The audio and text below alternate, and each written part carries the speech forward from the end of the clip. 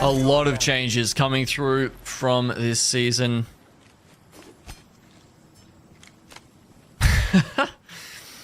Including all of your contests will essentially happen on white armors now. So as you can see, across the board, Evo Harvesters coming online.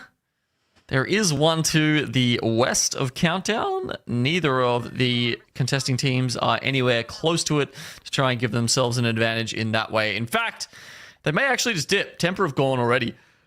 And as you can see, the circle's heading towards staging. They may actually just dip. Oxygen have already been doing very as you can well. see, the circle's heading towards staging. Have been given yet another boon. Oh man, but as you said, that Reeds and Vane get deleted. Dropped in gaming, trying to capitalize, but the third party is around the corner. We did see LG make a quick rotate from Lava Fisher already into staging. So with Dropped in playing up this low ground, it can be a little risky unless they find a way onto the bridge, and there's the beam right on top. It is LG making their way to involve themselves in this fight. Nice little pick up for them to start with. LG, as we said, making the most of a mess last game. Funk already getting a kill on the table. They can start trying to make their way a little further up the leaderboard now. Oh, they went for that res frame one. They did not waste any time on that one. Let's reposition there. Immediately was able to get that player right back in. Dropped in. What do you reckon? Were they just doing it for the Evo, Vicky? It could be for the Evo. They got the server to their left, or rather to their south side of Mirage.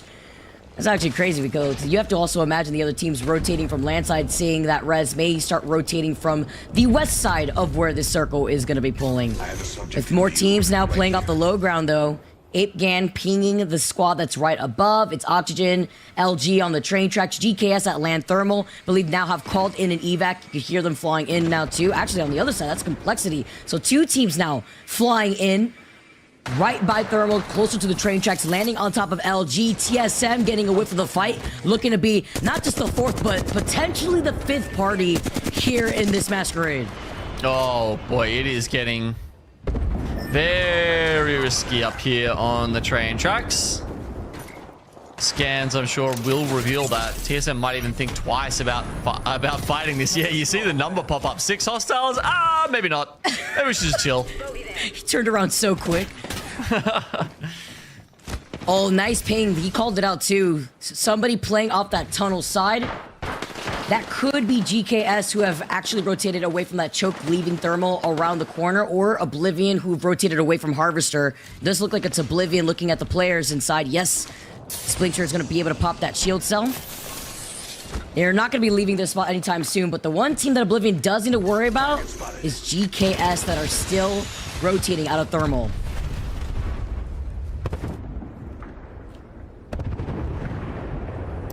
Yeah, bottom and top of the tracks though, I think, so they might be okay for the moment. I like LG playing in Dorito here. That's a solid option when you get one of these circles, and you know it's probably going to be staging, but it can pull a bit towards Thermal.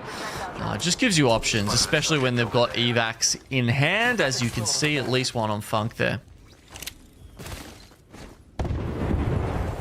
Funk's got great attachments on this 30-30. All purple, a skull piercer ready to go. Won't be Blue Evo for long as Optic take on to the roof before going inside of the building, actually, instead. They do hear there's another team inside of this. Noct does have that turbo ready. Immediately starts blasting away. Oh, he's quick with it. He's quick with the barrels. Cute little taps there.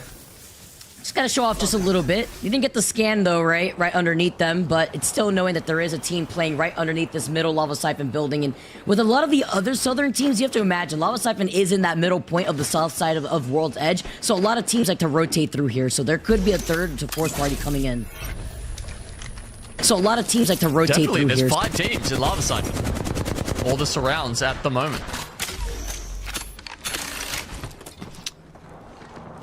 They probably will start pulling out very soon, though, as they realize certainly not where the circle is heading. Still 20 squads and all 60 players still alive as we take a look at the circle. Yeah. So we've had 1 kill. Got that res going.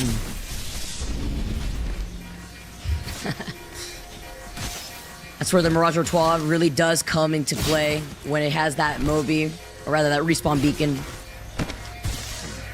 Now we get to take a look at DNO with their rotate. This is one of the teams rocking the Valkyrie double big boy. But they take their time to rotate into that next circle here, playing in the ring so that way they could get that survey beacon if they can. Any extra points to build up that Evo shield.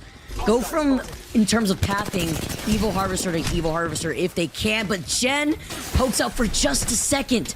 Does get beamed there, holding that corner amazingly here, so they're just backing away for right now. Yeah, Zero pops the Rolling Thunder there. Too much damage, wants to make sure that they've definitely got time to reset.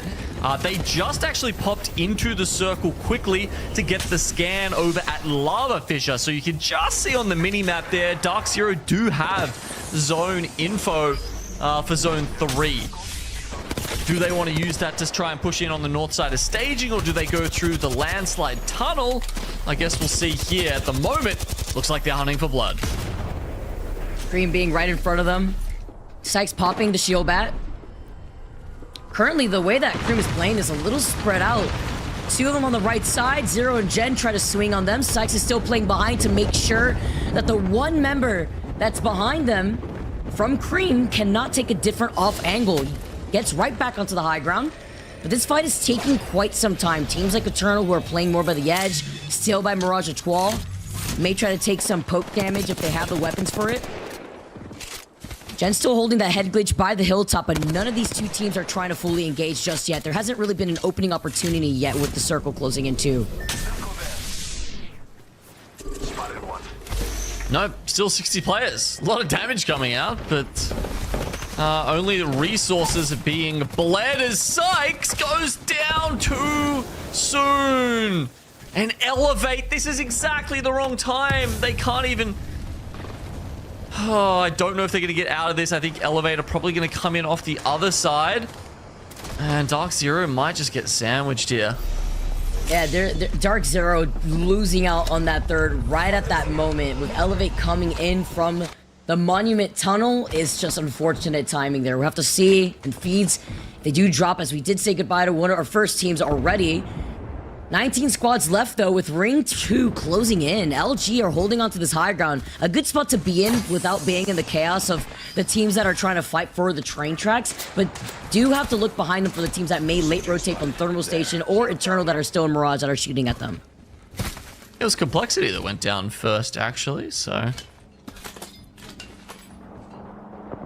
little bit unfortunate. Been seeing such great highlights from them in recent weeks. Very exciting team to watch. Care package right at LG's feet. Oh, they got the Evo cache. Massive. I like how they give it to Sweet here too. Stay in the fight a lot longer to provide those smokes. Native Gaming playing right underneath the team. Boat checks everywhere. Oh, Lux 40 gets deleted though. The follow-up after the initial Nemesis hit into the Hemlock from Zainu. Seeing your feet, Dark Zero, the second team to get eliminated after their win in that last game. Now going out second to last. Rambo's trying to fight for his life here too, trying to restabilize. Clean is at least inside the circle, but with that team above him, there's no way where they could find their way right back to Clean.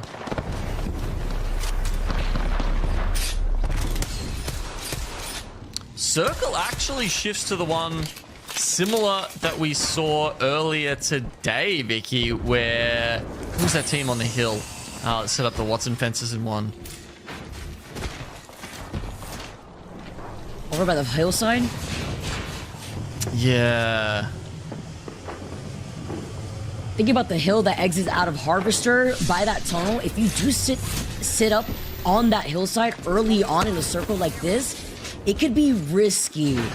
If you have the Caustic. With the Watson, it could come in clutch, especially with the creeping barrage. But I'm thinking that hillside south of the Vault Tunnel exiting out of Landslide here, where the circle is going to be pulling, so many teams are going to be playing by the edge. It's TSM that are in Grandma's house outside of staging for this next pool. As you can see the minimap on your top left screen. While Temper do get involved in this fight. No Mirage here. Sorry, Mirage enjoyers, but we do have a gold Devo in their hands. So let's see what they can cook up with this. And the Mozem with the Digi. So looking right through the smokes. A nice little swap up here.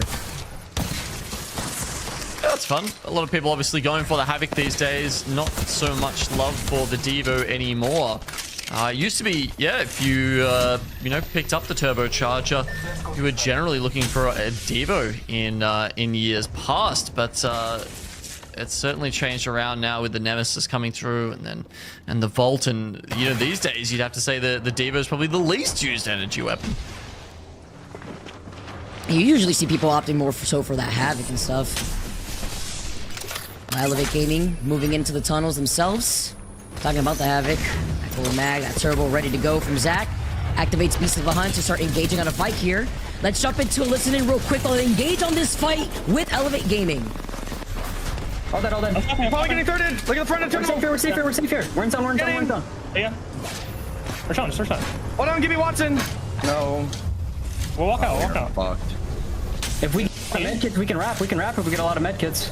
How many is a lot, bro? What do you mean? We're not wrapping. There's no I can bang all, but the gen is gonna take some of that. The gen is on height. Do we have... You have Bangle, right? Yeah, I bang all. I'm gonna pop a Phoenix. Is it full 3 out there? Is it Yes, it is. It's full 3. I only have 1 medkit as all my white meds, too. I have 2 medkits. Alright, we need to identify their comp. I'm pretty sure they're Watson, not Caustic. Yeah, it's Watson. It's only 2, bro. It's only 2. On height. We should go wide left. Love the comms calling out how many mechas they have. They're gonna already start rotating right now. Elevate Gaming, they got the scan originally. They know exactly where they are on the high ground here. On that little slight lip of the hill. Zach, though, gets beamed by the Havoc. Has to avoid the Rolling Thunder by an inch. Is able to pop this shield bat. Trying to play off the bins. So many nades that they've had to cha-cha slide around. And they do lose out one just playing off the lip of that hill. Zap on the other side. Skirt, who have been holding on to this high ground.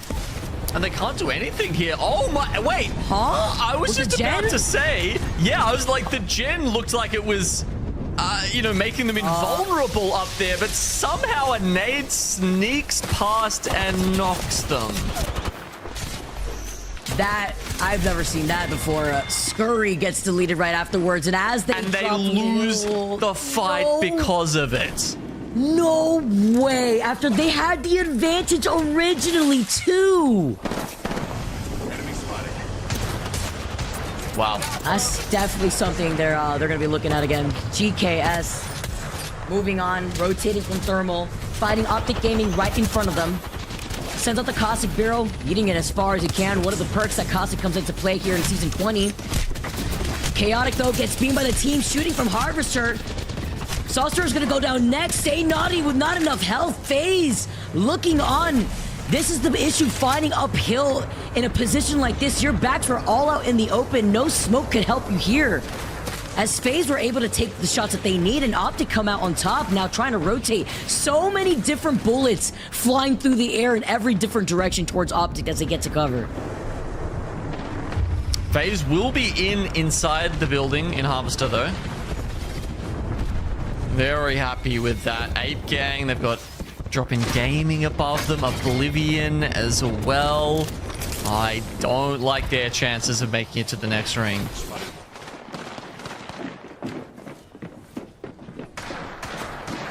How many teams here still playing off that low ground while Drop-In Gaming as a solo, playing for their life. Hearing the Caustic Barrels getting set up right above their head. It's Oblivion on this high ground here. They're the only team on this train tracks. Underneath them, there's no other team that would be out in the open in front of TSM. They do clean up that one last straggler. With the Kraber in hand, can Blinker do it? He's just standing still, free with the 140 here. Can he get the follow-up? No, he can't. He's getting shot at from up front.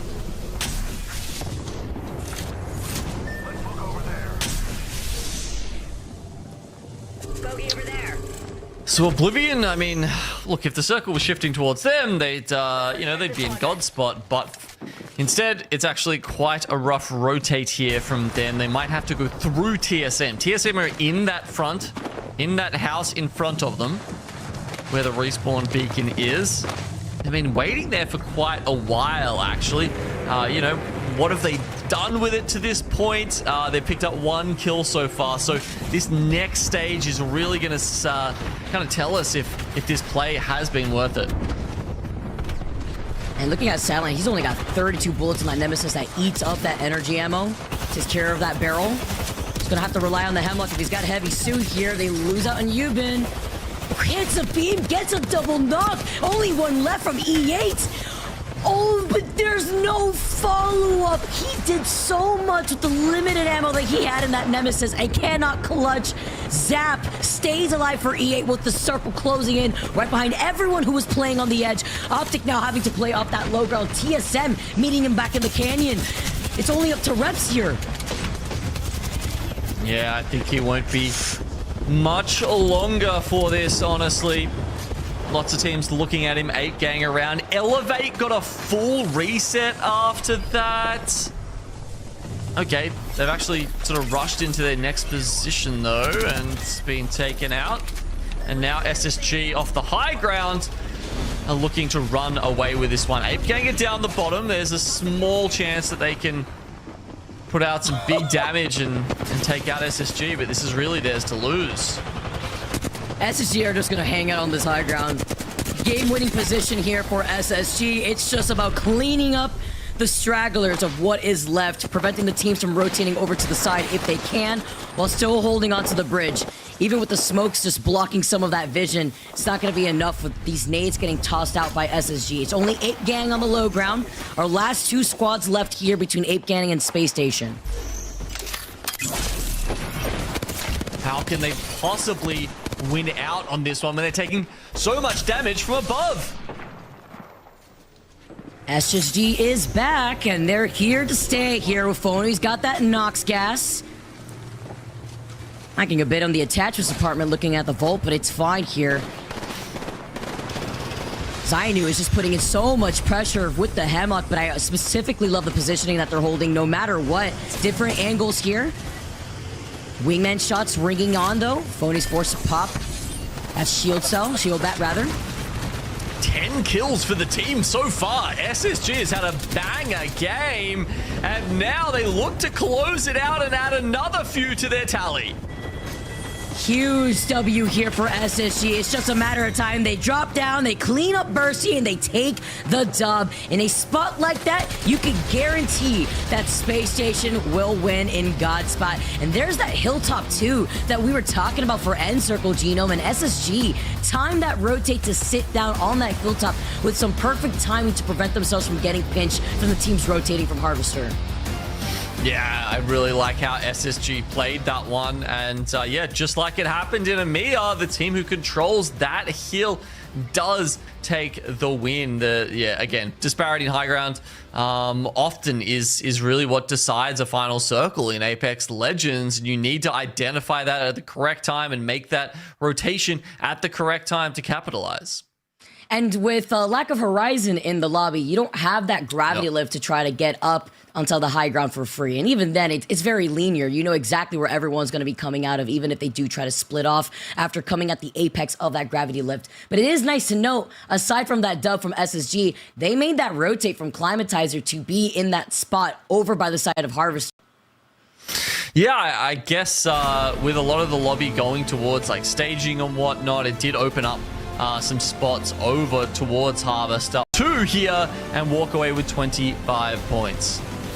13 KP for our game-winning team once again. 8 gang right below them with 9 KP. Most of that came from all the chaos that went down earlier on from staging, the teams that were playing through the canyon. Looking at TSM, they do secure 2 KP. They're playing that rather patiently. We did see them go for an early rotate onto staging. They stood by the train tracks for quite a little bit of time before they managed to just wait patiently inside Grandma's house on the outskirts of those train tracks closer to staging. Looking all the way to the bottom. LG did secure 8 KP. Elevate with 10. It was unfortunate on that rotate through that tunnel side of that circle that they were taken out by the teams that were exiting out of staging. But a lot of KP shared between our top 10 teams here. TSM played it quite safe that game, and honestly, Reps did very well to eke out that top 3, considering, you know, we saw what a precarious position they were in towards the top 5 or 6 when they had to drop down.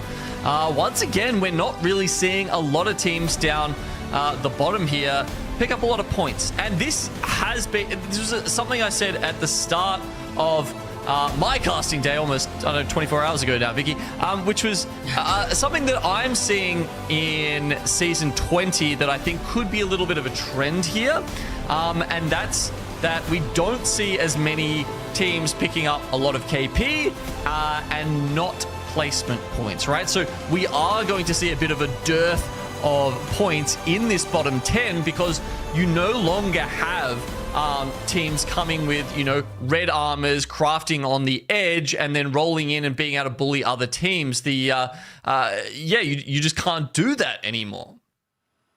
And that's what we were talking about earlier on in the day too, Genome. You know, we're not seeing, unless it's a contest, we're not really getting too many early or mid-game engagements because of, you know, running into people on a rotation or something like that. It's just not happening right now. Everyone's playing a little bit safer, so it's taking a little bit longer to get those KP in the match. But we are now at the halftime portion of the show, which means we're going to bring in a guest this time around to chat with us. Very excited to get We the People, aka Peeps, in the show with us. Welcome. It's ignoring the Christmas tree. It's lovely to have you here. How have you been, Peeps?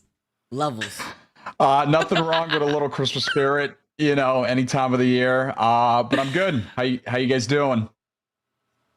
We are fantastic. And I have a little bit of a fun question for you because we heard Rain, Dan, and Mark talking about it yesterday. And considering the first time I ever got to cast you playing was when you were playing Gibraltar, I have a Gibby question, okay?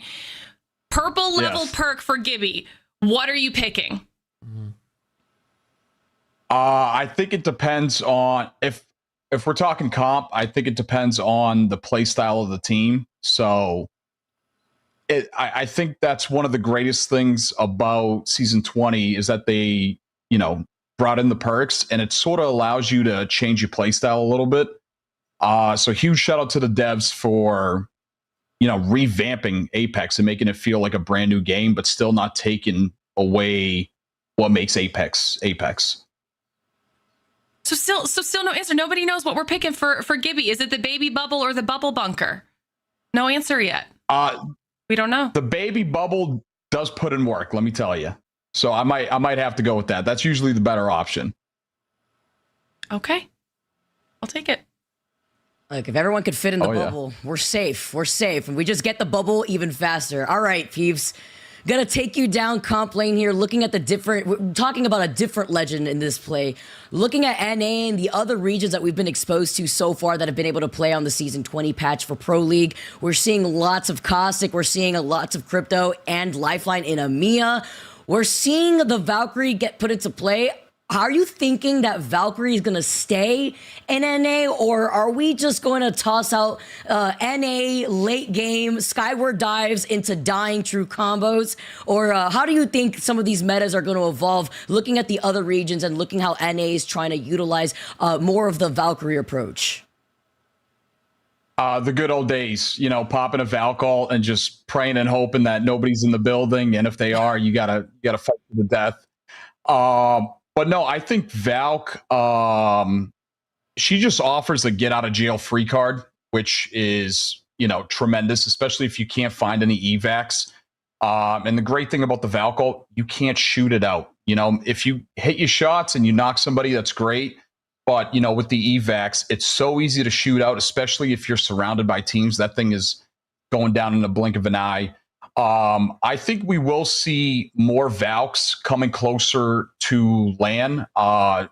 You know, it just depends on people's play styles. Right now, again, with the perk system and all these, you know, updated legends, it allows for a lot of play styles. Like you said, we're seeing Cryptos. We're seeing a lot of Caustics come back, you know, just for the defensive capability. But not only that, Caustics phenomenal for offense. You know, you push in a building, you throw the caustic all, you throw a couple barrels.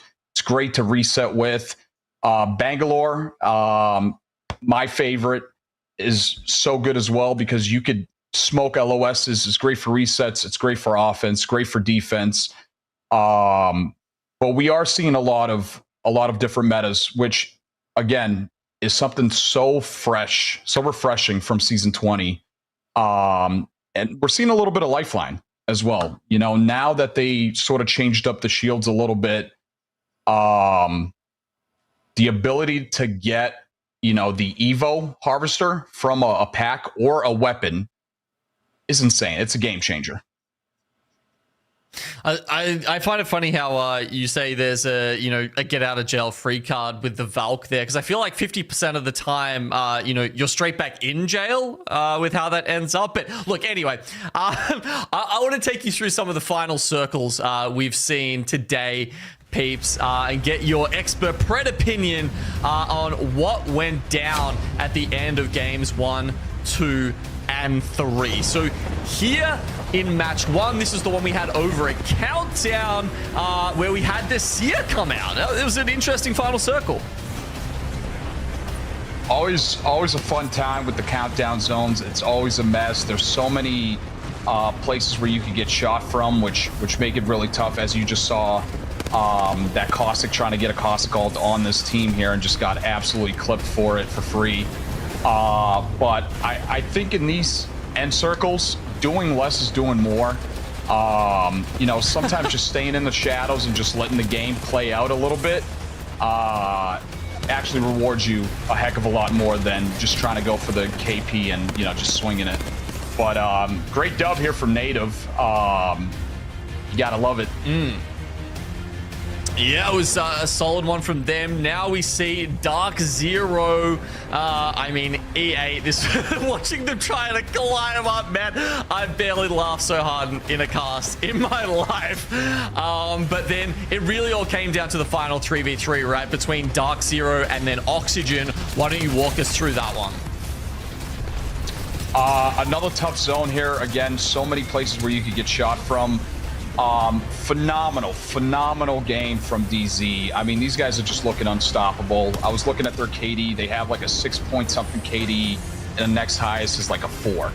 But I think Oxygen, what they needed to do was be a lot more reactive to that and get ready to the third party that a heck of a lot quicker. Very unfortunate. Oxygen is right on the cusp of qualifying. And Vayne is my old roommate. I want to see him ball out and have a good time at LAN. So I need these guys to lock it in and, make it to LAN. Look, I think they're in a very good spot to do that. They might not have won that game, but they're still looking phenomenal. And then we had game 3 here, where we see SSG just dominate from the high ground. I mean, game number 3 here, SSG basically got served this dub on a silver platter here on the end zone, the 3v3.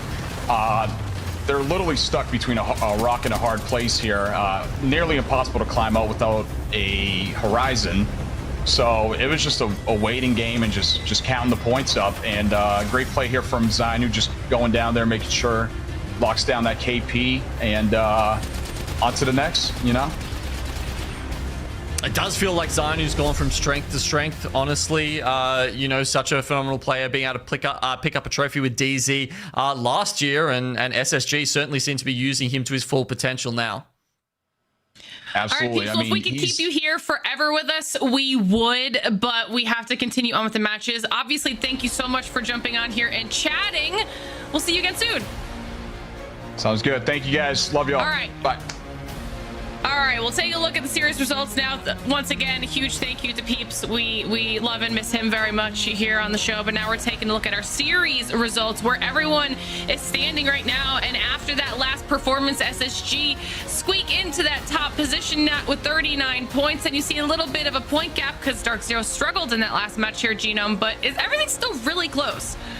Yeah, DZ were, I think they dropped in either 19th or 20th place, something like that. So yeah, as you say, they have struggled to get up. SSG now on top, mainly off the back of their placement points, but you know, a 25-point game is nothing to sneeze at here. LG have been sort of just trying to creep their way up little bit by little bit. Native Gaming, again, one big game for them. And yeah, it's kind of my take on it. Vicky, anybody else that jumps out at you before we continue on with our matches? Looking at TSM sitting in that 10th place spot, they usually have those pop-off performances on Stormpoint, and since that is the map that we're going to transition to next, I can't wait to see how that's going to play out here. LG starting off a little rough, but still being able to ramp up in the last 2 games specifically. And then looking on the other side, GKS, we highlighted this team as one of the teams to usually come out in top 4, top 5 on World's Edge. Now, not having that successful story this time around, so we have to see if they really did figure Stormpoint out in the way that we heard them say in the interview during the pre-show. Now it's all things on the table for both these teams that I highlighted. Good point, good point. Well, you mentioned it. We've got Stormpoint right around the corner, which means, Genome, it's time for your break yet again.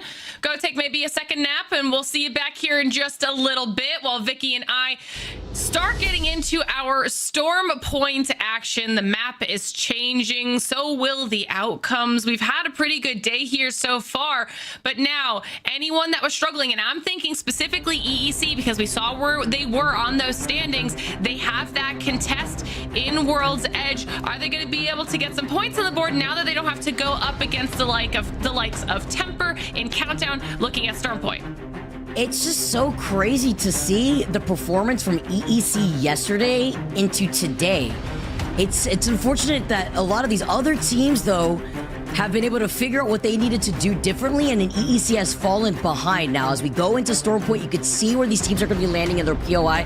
You mentioned, you know, seeing some of these 50-50s going down. Cenote Cave, looking at Skirt and Cream, Temper and FaZe over by Wall. That's something that's been going down for quite some time. EEC could try to rotate quickly from North Pad and try to third-party that quickly through the Dragon Ball Z buildings, up the zip line towards Wall through the Armory. And to see how this is going to play out, because we have seen a lot of Southern zones on Stormpoint, but I like to see how, even looking at World's Edge and earlier today with EMEA, how a lot of these zones have been shifting and having a nice little different pool, even one like Lightning Rod. So as we get set up here and the lobby gets loaded in, let's take a look at the Legend Select. I'm not listening to Temper, by the way. They are not going Mirage. They keep getting everyone's hopes up just to tear it down when they load into the lobby. I feel like it's got to happen once, right? Just believe it. because everyone's waiting with bated breath for it to happen. I mean, I'm also keeping my eyes on Native Gaming. Looks like they're sticking with the Seer for Stormpoint as well. You know, we're not changing here, Vicky. It's actually interesting to see still how the Caustics is also still sticking onto Stormpoint. We're seeing this time and time again, and we're getting started, guys. Game number 4 here on Stormpoint, our first game on Stormpoint. Can some of these teams stay consistent? Space Station coming out on top with a pretty hefty Game 3 and the dub. The Dark Zero falling really early in that third game has set them behind. Stormpoint could be their time to shine as we take a look at TSM and where they're going to be landing before we transition over to the 50-50s that we're going to experience on this map. Yeah, and I believe it's probably DZ's worst finish so far, which is insane considering just how strong they've been here in this entire split. But you were wondering about that 50-50. Temper has got to be feeling a little bit extra confident after winning the entire time on World's Edge. So now you see them here against FaZe, trying to see if they can make something happen at the wall. And like you said, there is an opportunity for EEC to then maybe third party try and clean this up. But right now, FaZe and Temper just doing some poke damage back and forth, playing it a little bit safe and healing those shields back up. And the difference here is Conduit being put back into this composition when it comes to 50-50s comes in clutch. You get those temporary shields so that way you could re-engage in a fight without downtime coming into play with you having to pop a shield cell instead. But Temper maintaining onto the high ground and the smoke still providing them the extra coverage that they could work with while FaZe tries to creep forward. Still sets FaZe at a disadvantage just in terms of positioning until they can get an angle. We'll see how long they allow this to go on for as well. as they start to get all of that additional information coming through. They'll know where the Evo harvesters are, if they have to change their pathing at all, moving through to the zone as that pops up as well. So there's going to be lots of options here for them to handle this situation, but it looks like FaZe want to make the decision for them as they push up onto Temper at the top of the roof. What a push. They trade here between Snipe Down getting spades. FaZe is incredibly low, but Snipe Down comes dropping down. All he needs is a triple take and a dream.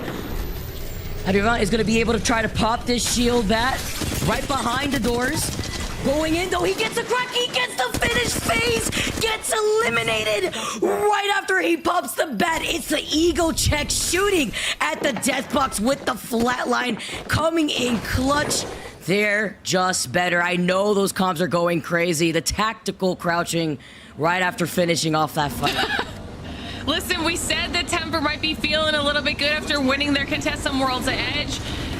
Definitely have to feel even better after taking out FaZe. EEC, that team we said could potentially push in from the western side, going through the wall. Now that they know where the zone is, that's exactly what they're going to be doing. So potentially we'll come across Temper along the way, and we can also see where there's Evo harvesters are, where these teams are all starting to rotate in. Oblivion looking comfortable right now in command center. Everybody else trying to move in from that northern side. Obviously TSM at Lightning Rod and LG at Zeus Station, both very, very comfy. But every time these teams are close to where these zones are, we have to remember how much this changes with Evos and how they function. They have to find another way to make sure their shields are going to be leveled up.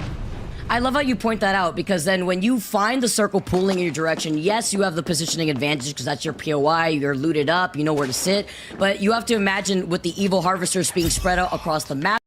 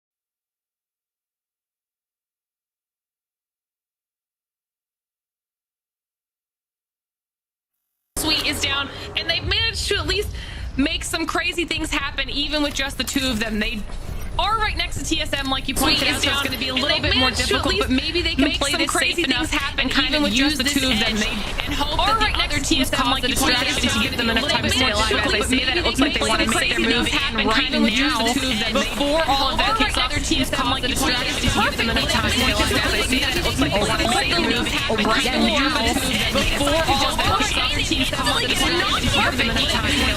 Wait, the Ghost of Sleep whispering in Funk's and Slayer's ears right now to push on the crack that they had initially onto Virgos right before Virgos tried to restabilize and he tried to block the door and could not get away in time, and with no suppressed fire, they get that Virgos right before Virgos tried to restabilize, probably gets the reset right up. A high ground TSM are not using that spot, so with them holding onto that building for so long, there's probably still walking all four right up on those, so that's going to be detrimental into this final fight. All so that's detrimental into this final fight. Coexist for a little while, you know, TSM don't want to do anything too crazy. They're trying to be annoying and just caustic barrels for a little while, you know, a little bit of breathing room. Now they're too crazy, they're trying to be annoying. The team who managed to push everybody out of the way have also moved into the building that brings 5 or 6 other teams to hold them away. So everybody on the low end has also moved into the building that will use that big ultimate to clear out the space. So that also moved into the building in the area, and they use the area. Eventually we'll have to fight for space.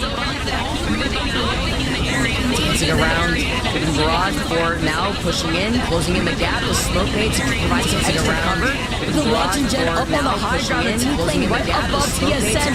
Over 5 to 6 teams have now made this quick rotate with the circle closing in right behind their backs. It is absolute chaos here as TSM have tried to fight for their lives. Nade at their feet, Arkster to beat Reps on the other side. Verhos is one, Hal goes out, and TSM are back in the lobby. 9 squads left here. They take control over that building. LG is still alive on that first floor. I don't know what timeline we're in right now, but somehow TSM go out and Native had a free push across until Oblivion started looking their way. Native took 0 damage making their way across the road. Oblivion, though, ended that run, but then they get taken out, and now we are down to just a few remaining squads. We've got one Rat, I think, in Temper, still able to stay up for the squad and get them some placement points, but DZ looking to try and see if they can close this one out. They're the only team that's on the northern side of this zone right now, so they're able to watch everything go down around them, picking up that evac tower too, in case they end up needing that height late game for that final circle. This is a really solid spot for DZ. Looking at like the 2-3 creeping barrages, all the caustic Nox gases saying that does not look like my business whatsoever. And this is the team, Dark Zero specifically, that had rotated from Mill all the way to the north side of Lightning Rod, where all the fighting is still going to go down inside of this building once the circle starts closing in. DZ have at least a little bit of cover on that bridge, but once they have to get out from underneath that lip side that the bridge cover provides, they're going to be out in the open, but they could take advantage of all the teams fighting each other to close in that gap. And hopefully they'll be able to do that. They have like the slightest advantage because the final circle shifted just a little bit towards them. But as we say that, they make an early move in, waiting to see who's going to be pushing out of this building. Zero now up top, taking some shots onto Retzi, doing some damage as we see Dan trying to push in. Everybody starting to collapse, and DZ don't wait for it. They make the first move. They now own the top of this building. King of the Hill now. 5 squads left here. DZ on top, Complexity dropped in LG. They get the finisher onto Lou. LG get eliminated, but they stayed alive as a duo to the very end here for the top 5. Zero trying to take a different off angle. It's Ape Gang also as a solo still on the other side of Lightning Rod. If DZ can try to clean that up, but they're not going to be giving up this high ground, especially with the way that they're holding the different positioning, blocking off the front side. Whoop. Potential here. No gold knock. Oh. All right, solo going down. Not even the final shots could finish him off. It ends up being the ring. Dropped in Gaming coming in from the front door. It's gonna be Dark Zero right above him. Complexity as a 2-man. The Complexity can even get out of these doors. Minus the sides that DZ are just continuously harassing them from. Sends out that thermite, blocking out their entryway. Evac tower going up. Circle closing in though, the nades being super huge here. Crook, so what? DZ dropped down, they're alive and they're healthy, and it's just a matter of time before DZ redeemed himself after being the second to last team to go out in that last game. DZ take the game on Storm Point with 2 dubs in their pocket. Okay, that was insane. The amount of throwables they had to harass everybody on the floors below them to make sure that nobody could even try to peek and do a sky-nated return. Nothing. There was no opportunity for the teams below to try and damage DZ or do anything to push them off of that tower. I mean, you had Drop In Gaming busy trying to get a res that actually they were able to stick, but then still had to fight with everybody else trying to push out. That was so patiently and well played by DZ. They made it look easy, Vicky. The comms and the timing from Zero to take onto the high ground was everything. It's like what you mentioned. They were also able to get the loot that was right there on top, waiting for them if they needed any extra needs, if they didn't have it already. Well, they had it available to them right there. All that damage coming out, not only being on the higher ground, but also looking around them to make sure Complexity had no way to escape. They were stuck in that room, and even if they walked out, Zero was watching at a different angle to make sure that they were going to get beamed. So DZ knew the only team that they had to worry about was a team that was going to walk out the front doors of the building right below them, and they already took so much pressure. Also, were struggling to try to reset from the initial spawn 2 when they were trying to get them back up. And with no gold knock, you don't have extra health to really work with there too. Yeah, there was a lot going on there, but a really, really strong performance out of DZ. Not surprising with just how strong DZ's been all season, but we've got to shout out Temper as well. Down there in 6th place, 12 kills as they just continue to roll through people on their rotation into the zone. And Advent actually had the most kills in the lobby with 8 out of those 12, Vicky. That was a massive game for Temper. Wow. You saw that they were having fun too. The synergy on Temper is just next level, and that's why they take every fight with confidence. 13 KP for Dark Zero. Jen Burden having the most damage in the lobby with 1,800. So a lot of the follow-ups coming in perfectly. Even looking at Oblivion with 8 KP as they were holding down the fort right there by the south building of Lightning Rod. But looking all the way down even to Space Station with 2 KP, the team that just won game number 3 with 13 KP. Looking on the other side of the page, TSM going down in 11th after they knew where that circle was going to be pulling. They could not hold that building. That's the reason why Dark Circle was going to close in behind them. Even if they weren't in that next circle, they knew the rest of the lobby was going to do the work for them. Meanwhile, even when there's no contest, Eternal still struggling, are able to figure out in the last 2 matches here on Storm Point. As we take a look at the stats from our top 3 squads in this last match. Not surprising to see Complexity up here with what we've gotten out of the squad so far here today. Monsoon has just been unbearable, but look at the equality on DZ. Look how almost identical those stats are across the board, Vicky. Wow. Even with Jen doing the most damage in the lobby, look how close Sykes and Zero are back to back. The follow-ups have just been fantastic for this team. And how cohesive and honestly consistent. It's still that consistency. I keep repeating that because that's just the highlight here for a team like Dark Zero, staying on top. Now looking at the overall standing so far for the day, EEC at the very bottom. So is Skirt. TSM still in that 11th place spot after the first 3 games on World's Edge. Now after that first game here on Storm Point, are finding the kills, but unfortunately going down without the placement points that they're looking for. Yeah, and you can see just how close, 3, 4, and 5 are as well. Everyone tied at 34 points right now. 2 more matches on the day. And every single point is going to start counting because every single placement matters. As after today, there's only 2 more match days left before we hit those regional finals. I don't know how or where the time has gone, but some of these teams only have 1 more match day after today. So really have to start to try and pick things up, get a little bit of a disparity in the points there so we can see how this region is going to shake out. But NA is always a close region, so I'm not surprised when it comes to those numbers. But We still have 2 more matches on the day. If you are hanging out with us and watching, you need to be getting your Twitch drops as well, okay? Because this is something we always have for you guys. This time, it's holo sprays all season long. And you'll notice that these drops are changing every 2 weeks. And you can tune into any Apex Legends Twitch stream with the drops enabled to earn these holo sprays. Obviously, make sure you keep coming back to get every single different one because they are very cool. And then you end up with 6 when it is all said and done. But like we said, 2 more matches left on the day, which means for us, it's time for another short break. And when we return,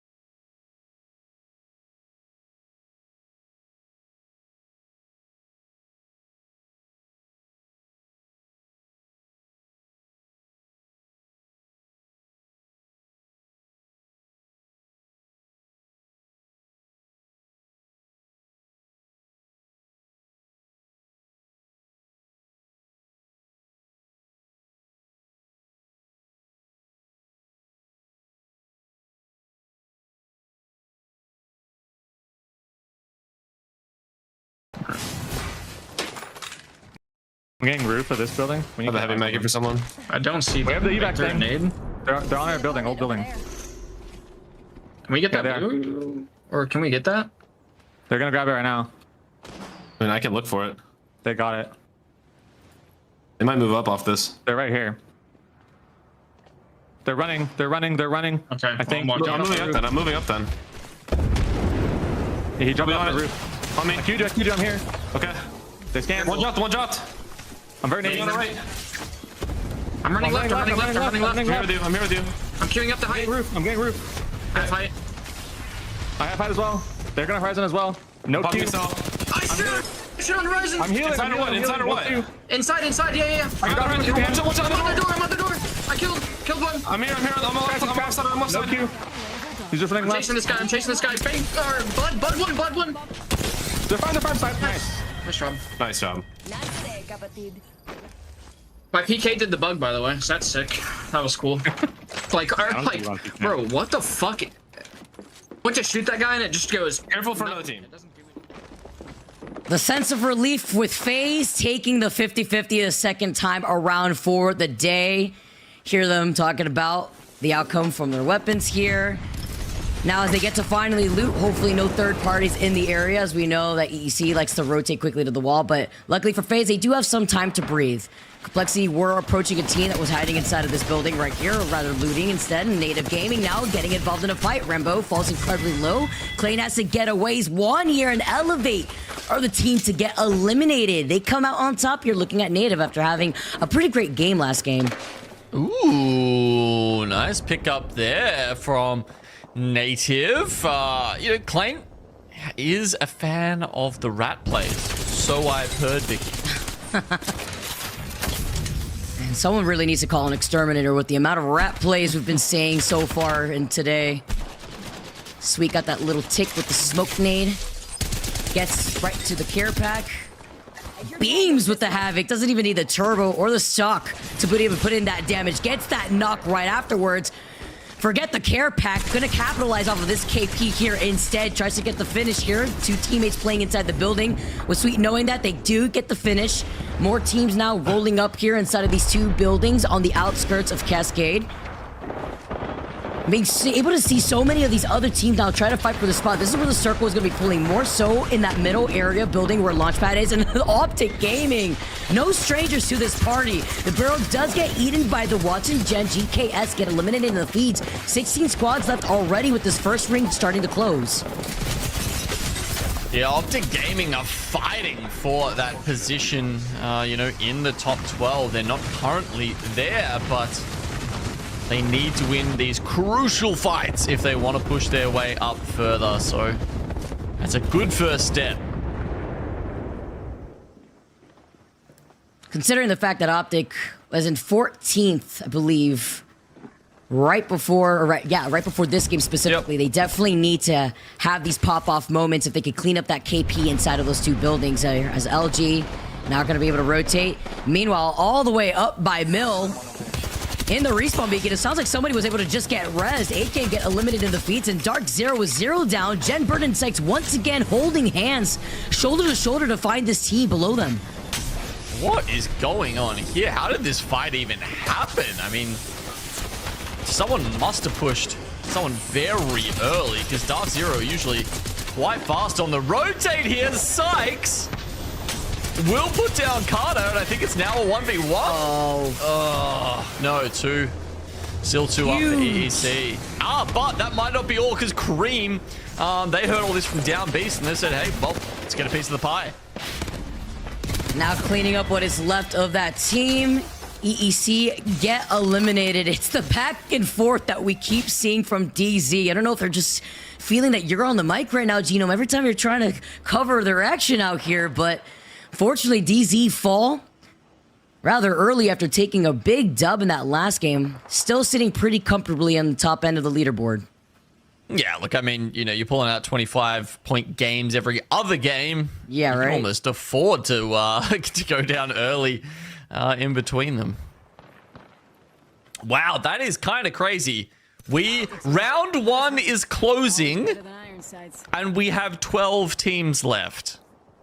Yeah, the teams were dropping like flies, and I call it the Game 5 chaos. I love Game 5s because this is the point where a lot of teams see where they're at in the overall standings and how much points that they need to get. So some teams start kicking it up and start playing incredibly aggressive, even if it could cost them, depending on where they stand and how confident they're feeling. We're seeing that too with the team still playing on the outside, looking at FaZe. Cream, who had went in for the third party there too. They're going to be able to take an evac tower, but they were able to also get the Evo Harvester that was right to their south originally. So now as they approach through that south side, all the teams that are inside those buildings on the outskirts of Cascade may have to rotate towards that rock mass that's to the south side. We've seen Final Circles pull in that direction. Yeah, it looks like very much it is going to be a mid-map finish here. Probably somewhere down along the river between Jurassic and mid-map.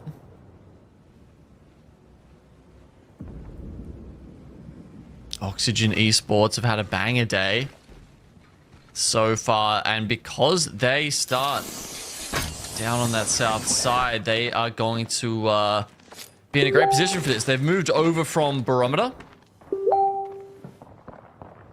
And they'll be able to, you know, just try and hold their backs down there at Jurassic and then slowly walk it in.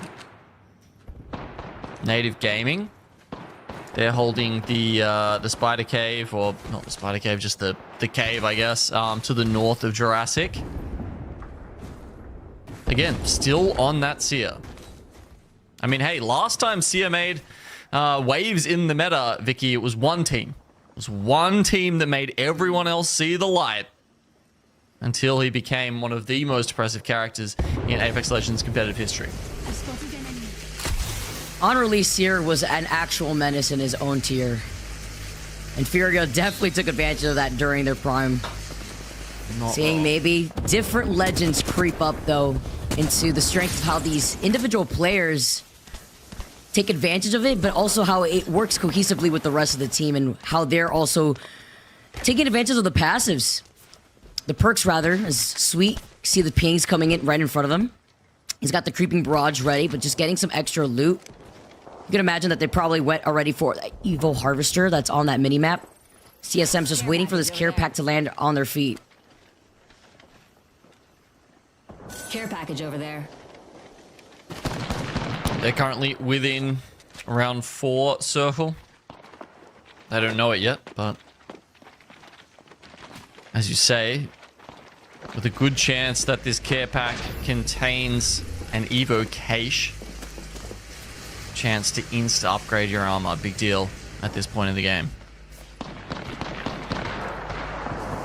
12 squads left, though. The game has definitely slowed down with this second circle closing in. The only team not in that circle right now is FaZe, and they're currently flying in from an evac tower. And they're taking their time going from Evo Harvester to Evo Harvester, so that way they can get even closer to red Evos. And with a wingman in Snipe Down's hand, they're finally able to put those points on the board like they need. Rotating though through Cascade means that they're going to meet up with a lot of the teams that were playing on the outskirts of the building by Cascade, thinking about Optic that we saw before, Complexity, and then approaching right behind Oblivion, where they're actually were looking at LG before they took that zipline building right to the south. Well, I think we're just going to get a very quiet period here, Vicky, because we've had such a wild, bloodthirsty early game that there's frankly quite a bit of space. There's a lot of space for a lot of these teams to play off of. FaZe did get that knock onto Oblivion, though, so now Oblivion lose out on their third, and they called him out for being separated, too, because he wasn't inside that building, as you saw on the map right here, with 2 of the members of Oblivion playing inside the building over to the north side. FaZe now could capitalize off of this as a 3-man. But if they do try to send this, they know that there's so many other teams in the area having to finish that fight just as quickly as they try to start it. Yeah, there are a few, but, you know, considering they have to go further out of the zone to take part in this fight, I think LG is the only one really close enough to make that worth their while. And they're actually pressuring them from the outskirts here, too, not even trying to overcommit. It's only 1 member left here for Oblivion. FaZe is cleaning up kills on their rotate here. Trying to get some shots here. Is literally one. He can't get away and slide down in time, and that's going to be the final kill. Going in favor for Optic. Talk about the points, and they definitely need it here, so any bit counts. Skirt being another one of those teams, sitting in last place right now with only 4 points. We can cruise over here.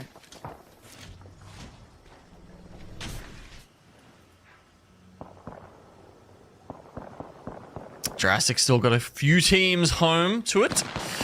Native Gaming still in the tunnel. Oxygen still playing down by the survey beacon. Not sure if they've used it yet or not. And then Cream also up the top. So Gaming Gladiators, they're the ones holding to the left of where Klein is looking right now. Let us go there. And yeah, they'll just sort of sit along that fence line and try and poke out at Cream and Oxygen as they're required to push in. And Native are just trying to scan right now to work out, because they are going to have to leave that bunker, Vicky, and work out, you know, which way is the best way towards the next ring. So they're actually going from the FaZe side of things. So they exit out of the bunker doors, exiting towards closer to the Cascade. And LG, looking ahead with the boat check in hand, could actually clean up some KP here in the middle of that fight. Native trying to play around the smokes here. Wingman and Snipe Down Sound still holding on to this. Gets the crack immediately right afterwards. See that they also all have blue here. This is where the Evo Shield advantage comes into play. The Seer exhibit was called in, but FaZe is just going to navigate away. They see themselves getting pinched by a team over to the side. That's going to be Optic Gaming trying to take some shots at them. But if Optic turn their backs to the team still behind them, that's going to be LG that could come in for the fourth party. In every angle, they are getting shot. It is Monsoon who takes that knock onto Snipe Down. Oh, it's a tough one here. Complexity just lined up shooting gallery, popping out from the windows of that building. Native did take a knock with their backs to the edge of the circle now. It's a short walk in for them. FaZe gets eliminated completely. Again, Monsoon with the Sentinel showing his proficiency on the sniper. One of the only players in all of ALGS at the moment that gets value out of that weapon, let alone that class of weapon. Actually crazy how consistent he is with it. Every single time we see that Sentinel in Monsoon's hand. Forhost now, after seeing that scan, sees at the top end is clear, so taking a high ground advantage. Slayer literally won before he gets right back inside of the building. Escaping the G7 push as LG want to take advantage here too. No doors to block out from their line of sight from the squads outside, minus just the smoke. They lose out on Funk. He's got the creeping barrage ready here, but it's about trying to reset and avoid so many of these nades. He's definitely got the evil shield swaps in front of him here too. But it's Verholst who's trying to get into an angle. LG's right underneath the team. I believe it's Optic Gaming that are taking that fight to them, while Complexity are neighboring the building next to them here as TSM make the outer circle rotate, sitting in a good spot to avoid getting pinched by these other teams. Yeah, sure, but we've got about 30 seconds to find a new spot in the zone now. And, you know, Optic, you can see them scanning and spotting out Native, who are trying to move in. But TSM are probably going to have to try and dislodge Skirt ahead of them. They want to find a playable spot here. Most of the buildings will be gone after this ring closes. And then you've got all these teams down on the other side. As we said, Gaming Gladiators just pretty much erecting a gauntlet for teams wanting to come out of Jurassic. Cream, they're strong enough to break through it. And are able to get the reset too, with no other team in the area to try to contest and prevent the reset from happening. Complexity as a duo here. Monsoon seeing the team right in front of him, misses some of those L-Star starts, but he was literally one. Optic Gaming gets sent back to the lobby. 7 squads left, and Monsoon is popping off. 10 kills shared between the entire team, and most of those coming from the Sentinel. Crazy result there. Ooh, Lux has managed to get his hands on a wingman and has caused some problems for Oxygen, who had managed to run past out of Jurassic can actually find a spot very close to the final circle. Now TSM also have made their way through, but they're in a little bit of a tussle with SSG here. And while they find themselves now pinched in the middle of that rotate, looking behind them, if they take this fight against SSG, they're incredibly low. The trade comes in. Frex finishes off Hal. Verhulst gets sent down. It's only up to reps from TSM to either restabilize or try to go into a different position. But looking across the river, it's going to be Oxygen. Oh, nowhere to run, nowhere to hide. He's tap strafing. He is moving. Happy Feet calling him early, though. He manages to escape just for now. I don't even know how he's alive. He's literally one shot. Look at that health. Circle closing in, and Space Station are looking to clean up what's left of reps, but they have to look behind them first. It's Complexity rotating from the circle. Monsoon jumping into Pony's arms. Okay, Monsoon. He's gonna fall now, but SSG not necessarily doing any better. Okay, they do get Complexity here, but is it too late, Vicky? With 20 seconds left on this round, they're going to have to run past Reps, who's causing problems for them. He teams up with Oxygen, and all of a sudden, SSG down to 50 health, done for. TSM had gotten called out earlier, too, with the circle closing in. LG still alive, just leaving Sweet here, playing by the lip of the hill. Here's the res happening above him, but he can't even do anything about it. The moment he climbs, he gets beamed by two other teams that have him in his line of sight. They get eliminated. Our final three squads here: Oxygen Esports, Cream, and Native Gaming. Native, the only full squad left alive, so they pull up on the back here of Oxygen, and they're sandwiching them between themselves and Kareem. Now the duo of Cream have to try and pull out something massive to win the game. Native looking to take another game in their pockets for the day, taking the gravity lift up. As the creeping barrage was called in, Rambo wants to tail them from behind. But with a three-man team getting the damage advantage here, they get one knock, and the second one is put in the coffin as Native Gaming take their second game here for game number 5. Incredible effort, especially considering a team who hasn't had all that much time to practice together, let alone to practice these new and exciting comps. I mean, you know, they don't even have the data to go off, Vicky. I don't think there's a lot of teams out there who have been trying Seer out. So, interesting. I haven't seen any other team trying out Seer in place for Bloodhound. It's mostly been the Bloodhound because of those scans where you could get them consistently thanks to the perks too. You get to keep them highlighted for longer. Seer can keep enemies highlighted for longer too, but the only team to be running the Seer and finding success right now after taking game 1 and now game 5. Wow. Yeah, 2 wins for them, 2 wins for Dark Zero as well. So a couple of teams really running away with it here in our NA lobby. Yeah, and that means that in the final game, there is an opportunity for 2 teams that have gotten already 2 dubs for the day to potentially get an extra point on the board for the overall region standings. It's going to be interesting to see here. I want to see how this last map played out, though, because we saw a lot of teams go down while the first circle was closing in. Yeah, like 8? It was a lot. We had basically 12 squads going into that second ring. It did slow down a bit, which is something that usually happens once a lot of these teams do find their positioning with the Cossacks settled up inside of these buildings. But in that first circle, it was just chaos for a lot of teams, even playing outside the circle, so far away from where that circle was going to initially start pulling. Yeah, I mean, you rarely see that many teams go down that early, but, you know, here's a result of that. You're getting Native, 22 points for them. Cream, not someone we've seen at the top of the scoreboards all that much, pull out a 19, and even Complexity down there with 10 kills. Cream been putting on the numbers on the board that they need here. They were in 16th place overall before this game, and settling up in second place with 10 KP is a nice look here for this team. Oxygen still within the conversation, still sticking within the top 3, top 4 teams that we've been seeing end up in this lobby. TSM, still very little KP here, not playing as kill heavy, aggressive, mostly playing to rotate and to play for a final circle pool. So they're denying themselves a lot more of this Evil Shield charge, but the KP, even though they do get 6, it's not really in the cards for them. Meanwhile, Complexity Monsoon, we saw in the feed going crazy with that Sentinel.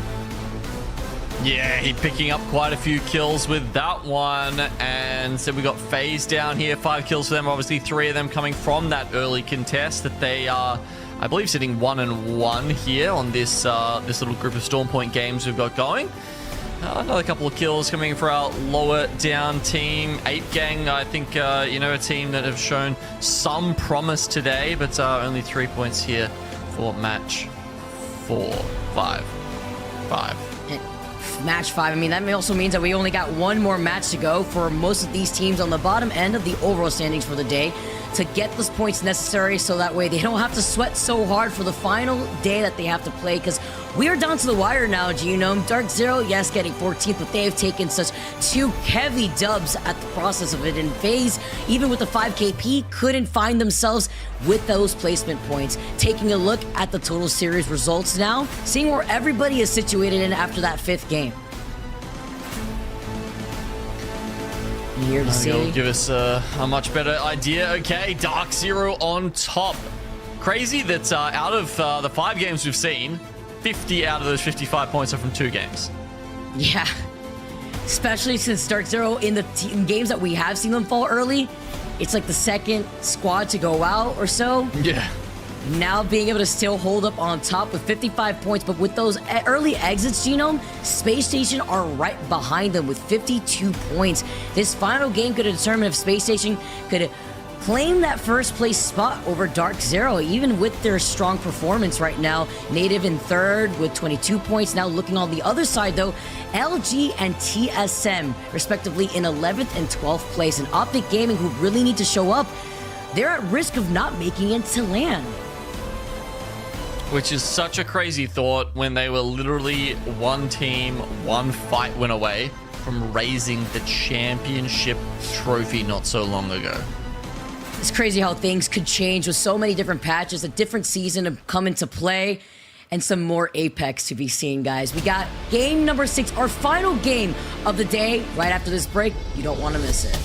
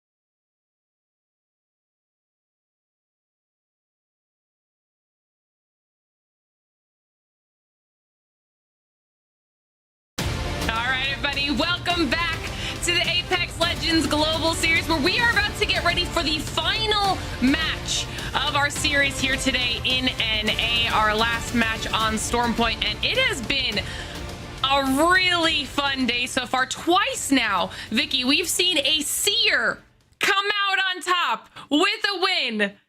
Who'd have thunk? Yeah, you know what's extra funny about that? When I saw the Seer, I had written in our production channel, I'm like, yeah, Bloodhound's still better. And then now Native comes in and takes 2 dubs with the Seer into play. I do want to highlight, though, their rotates and the timing on the rotates have definitely also come in clutch. Them holding on to the bunker too before they had to rotate away from theirs, get stuck in between 2 teams and still manage to get out of the chaos was quite impressive, while FaZe had fallen in the process of doing something similar and holding the outdoor side of the bunker doors. Game number 6, as we take a look at the teams that are picking the Legends. Are we seeing any changes here? Again, don't be fooled. There is no Mirage. I fell for it once. I'm not letting you guys fall for it either. We do want to see it, though. I would be a big fan, especially a team that is known for the Mirage plays like Temper. But this team is definitely putting on a performance. Of course, the 50-50s that we are going to expect going into this final game on Stormpoint Glitter between FaZe. It makes me sad. Okay, it makes me sad. One day we're going to get the Mirage, and it's going to be terrifying. He's going to get a final buff, and everyone's going to realize how terrifying it is to see 8 Mirages running around and not know what to do. Especially with all the Bloodhound skiers. Exactly. We're going to get into match number 6 here as our teams are dropping out of the drop ship. We'll see if we get a final contest here as well. It's now 1-1. Temper wins the first one. FaZe wins the second, although it still was a really good fight in that second one. We'll have to see who's able to close out the day. Everybody landed on the roof, getting some weapons here. Temper's the first to get knocked, Vicky. Oh, the fact that they try to go for that and then failed. They ran their way back to the lobby. FaZe with the insurance policy to make sure that Panders is safe. 2, they all really just dropped on that roof on top of Panders and then fell for it. Crazy. All right, FaZe win another 50-50 back-to-back against Temper. Last time we're going to see Temper for the day here for this final game. And now we get to see where this circle is going to be taking us, as FaZe is going to be feasting on this rotate. Yeah, this is going to be massive for them. Potentially an opportunity for EEC as well to maybe bunker down and get some placement points to close out the day, as they struggled on the first half, being the team that Temper was up against on World's Edge in the contest and not coming out on top in that. And then having struggled even in the first match here, they tried to rotate into the 50-50 with FaZe and Temper still took them out. So this is an opportunity for EEC to maybe at least close out the day with some points on the board. As you can see, which of the remaining teams right outside of this circle this will potentially favor. Native Gaming also looking pretty set up, not only because of their position here, Vicky, but because of all of the resources surrounding them that could level up those evos.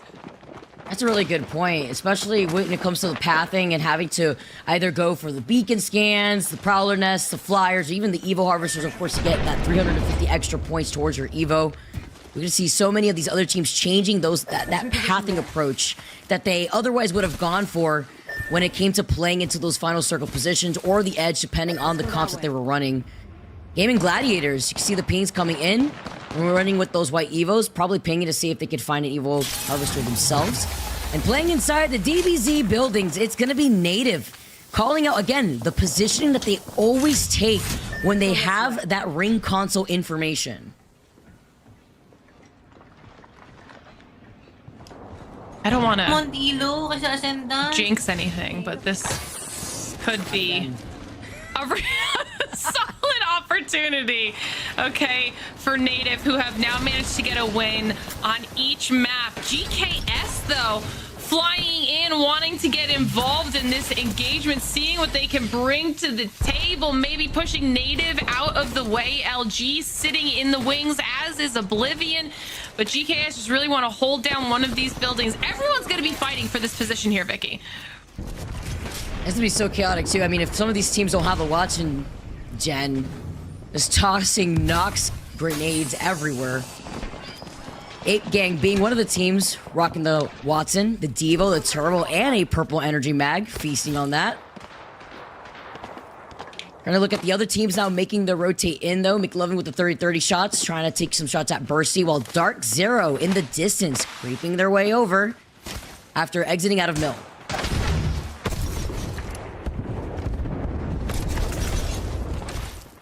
Complexity here on their rotate, trying to see what they can do here. Honestly, they were a team that has just been so slay heavy today that I was wondering to see if they could close out the day with a win, finding themselves here pretty comfortably evoed up, getting the alerts. They did get scanned by that beacon, with Lou kind of doing some scouting for the squad. But Complexity, if they could close out the day with a win, I feel like that'd be a nice feather in their cap on their performance here today, especially with a slightly altered roster. Who says out the creeping barrage right before they got in that corner, though? Looking to try to engage, it looks like, as we take a look at TSM engaging themselves with a team creeping up right behind them. Verhos getting called up for trying to go to the Evil Harvester. Did they just rat by the Evil Harvester and just wait, or did they just approach the Evil Harvester at the same time? We just tuned in. The creeping barrage, great timing, just to give Verhos some space and time to reset. I don't know how Verhos just got out of that with negative health to his name, okay? Somehow surviving, able to also get a reset, and TSM can keep themselves in a much better spot. SSG also opting to back off and just continue with their rotation through command center. Now checking in with OXG, though, finding themselves in a back and forth here in Jurassic with DNO, trying to push their way through here and see if they can maybe avoid an unnecessary back and forth and really look to see to get some more Evo points on those shields. Now with E8 and Skirt back and forth, these teams are starting to have to fight so early for this positioning here, and Elevate is down to 2. They take out Skirt, clearing out this space. They're not getting themselves a little bit of loot and damage on the board here as well, but they don't want to sit here for too long. Especially not here. I checkpoint. At least luckily for them, though, there are no other teams in the area that could go in for a third party, so they could reset nicely. And if they haven't scanned that survey beacon already by checkpoint, they definitely can now.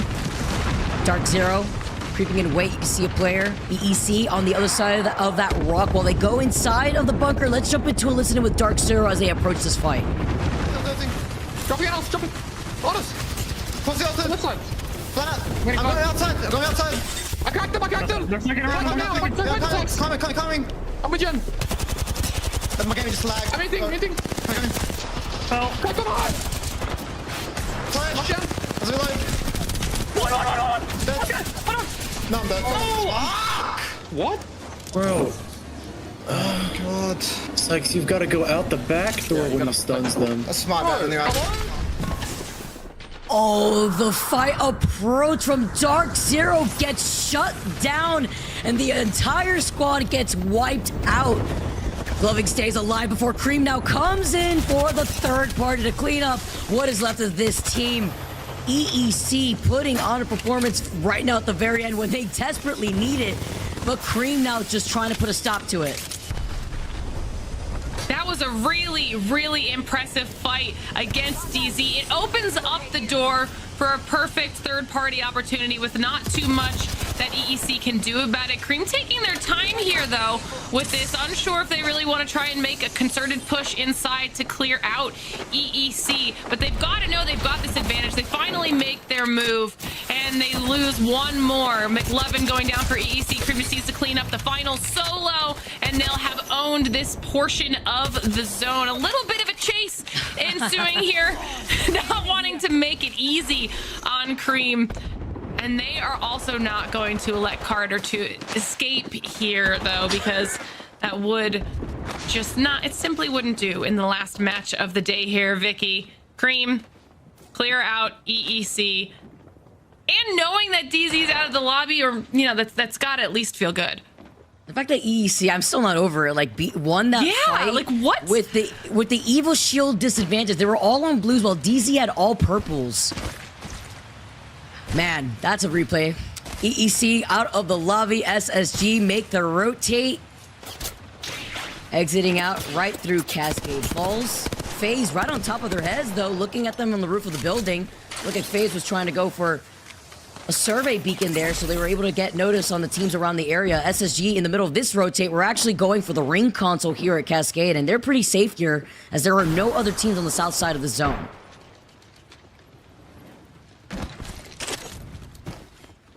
SSG Care package over there. honestly had really set themselves up well when they decided to not take that engagement earlier. So now we're just kind of checking in with them as they make this rotation through. Like you said, they're clear on this south side right now, so they're okay for now, but they are heading towards a zone that forces them into 2 choke options in order to get to where they want to go, and then a wall of teams, all of whom have moved here early enough to claim these buildings, whether it's the nut buildings or the ones that are on the southern side close to those chokes. So it's going to be a potentially difficult road for any of these teams who are coming in late on these rotations to try and make a safe passage through to the next area. Especially the teams that have to rotate through the chokes on that south side too, even though there are buildings to the north. You imagine that through the windows, the teams that have already found themselves in these buildings, dropped in gaming, ape gang, even complexity playing on the outskirts by the rock, could put themselves in a pinching position here for the other teams to come in from the north side once that next circle closes, because this circle would probably be pulling more down to the south, closer to the bunker doors, closer where TSM is actually stationed in between where that bunker is and where Ape Gang is. I've seen circles like that. We used to see circles when they pulled in this direction, pulled by the water, where there was no cover to work with, minus the armory, and a little bit of the DBZ circle buildings over to the right side that you see native in. And yep, it is pulling up to that north side. Optic Gaming sitting pretty comfy in that armory. Now, we've seen a situation like this just a little while ago with TSM, where they had a really prime position here in the final circle and disaster struck. So we'll have to see how everything's handled this time around, although this is a messy final circle that all of these squads should be very familiar with and how to handle it and play it. It'll be a great way to close out the day as we're starting to watch SSG make their choice on how they're going to start pushing their way through, and it will be a situation where they'll potentially be running into Oxygen Esports. They tried to do a little bit of a slower, wider rotate, see if they could maybe get a little bit more of their shields leveled up before they had to make this push through one of these chokes. And you can tell all of these pings coming down, knowing that it could be a little bit messy, but it's gonna have to happen here soon. Was that Frex with a dead zone on his controller? Just looking around while pinging, and it was just moving around. I like the pings though. They also do have the skyward dive if they find themselves in a pinch in that rotate, because where they have to navigate through with Oxygen gatekeeping and Face having the high ground, can be a little tricky here. Similar case here for Elevate as they take their evac tower, going right over the hilltop from checkpoint. They're looking down below. The reason why the Beast of the Hunt was popped while taking that evac tower was so that way you're basically a makeshift Valkyrie ult using the Valkyrie passive, except everyone's highlighted for you because you're Bloodhound. And they're trying to land on top of the armory, and they land right in front of Optic. Taking this fight is going to be so risky. You're literally going to get shot by everybody in the lobby. The smoke nades providing at least a little bit of time to breathe. Creeping barrage coming in, but they have to take this fight versus Optic. They scan only 2, so they see that it's potentially a duo, but I do believe Optic is a full 3-man. Not only do they have to take this fight, but they have to make it happen quickly, because like you said, everyone's going to be looking their way, and if there is an opportunity to get an easy third party here and clear a couple of these squads out, that's exactly what they're going to do. You can see full 3 on Optic, like you said, Vicky, now peeking out the door. As that happens, we're getting more squads. Native Gaming having to move in, looking towards Oblivion as the zone is starting to shrink, trying to find a little bit more cover. They are safe for now, but Optic lose dropped. He is not. They are able to stick the res. Lots happening here between all of these teams. I cannot believe they were able to stay up, and now Complexity find themselves in a bit of a fight. What a way to take advantage of an opportunity for Complexity. They were out in the open. They see the team flying in and come into third party. Coming in right behind here. Monsoon still up and alive and healthy. Lose out of this fight for now as Red Sea also gets taken down. Find 2 knocks from Optic.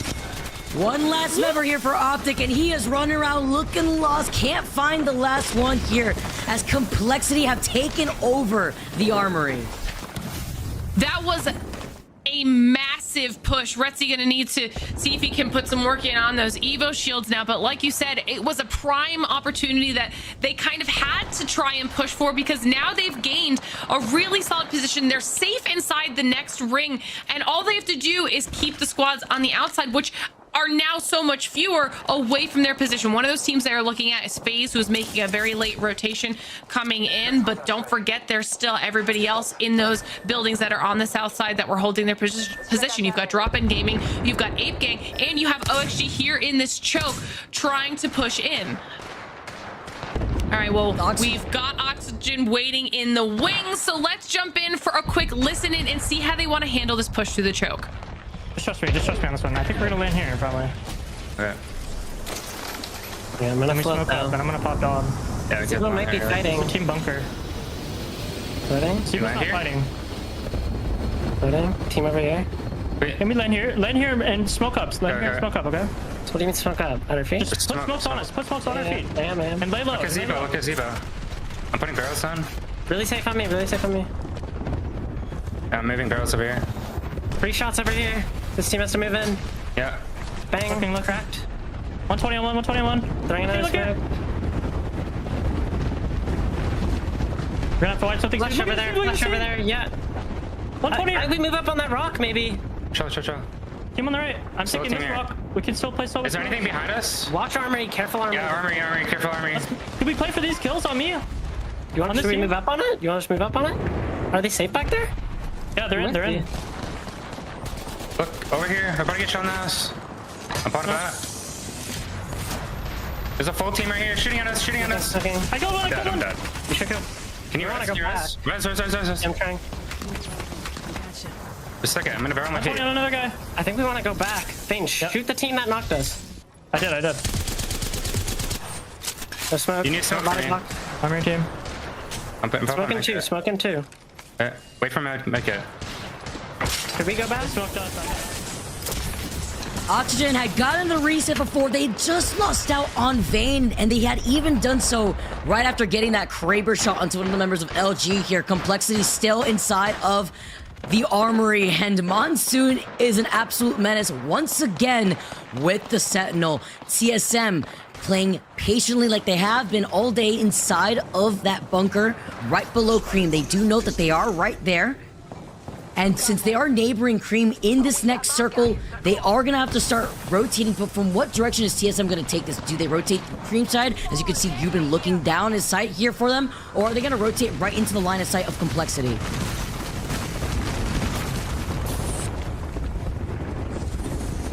This is, you know, you were talking about it during the listen-in, even after the listen-in, Vicky, these barrels right now out of these caustics are proving to be so useful for all of these teams who have that caustic bang combo between the zoning of the gas and the vision block of the smoke.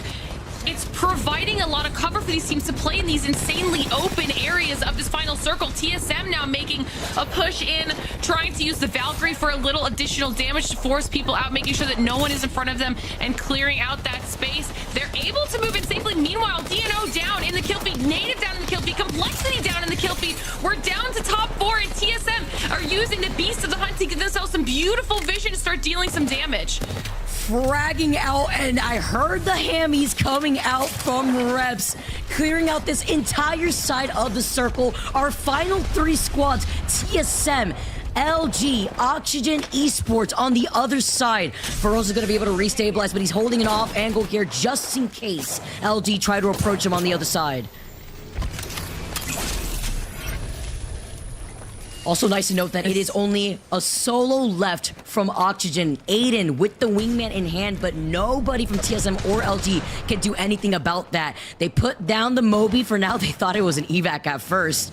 Not an evac here. The Moby's just going to provide some extra makeshift cover versus Aiden. Aiden trying to do something similar, although he's already behind cover. I think he's got his teammates' banners. That would actually be crazy if he could pull this off before this circle closes in with the death boxes at his feet.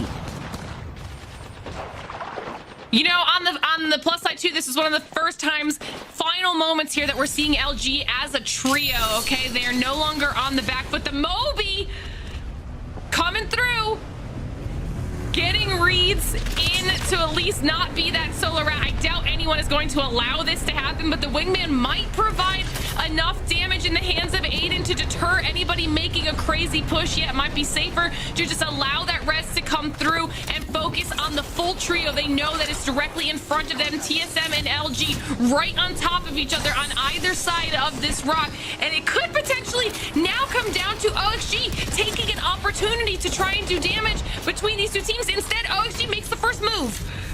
Oxygen tries to contest here. TSM LG wrapping around the other side of the rock, not trying to fully commit just yet. TSM knows that it's just a duo from Oxygen. They got the scan originally before the circle started closing in.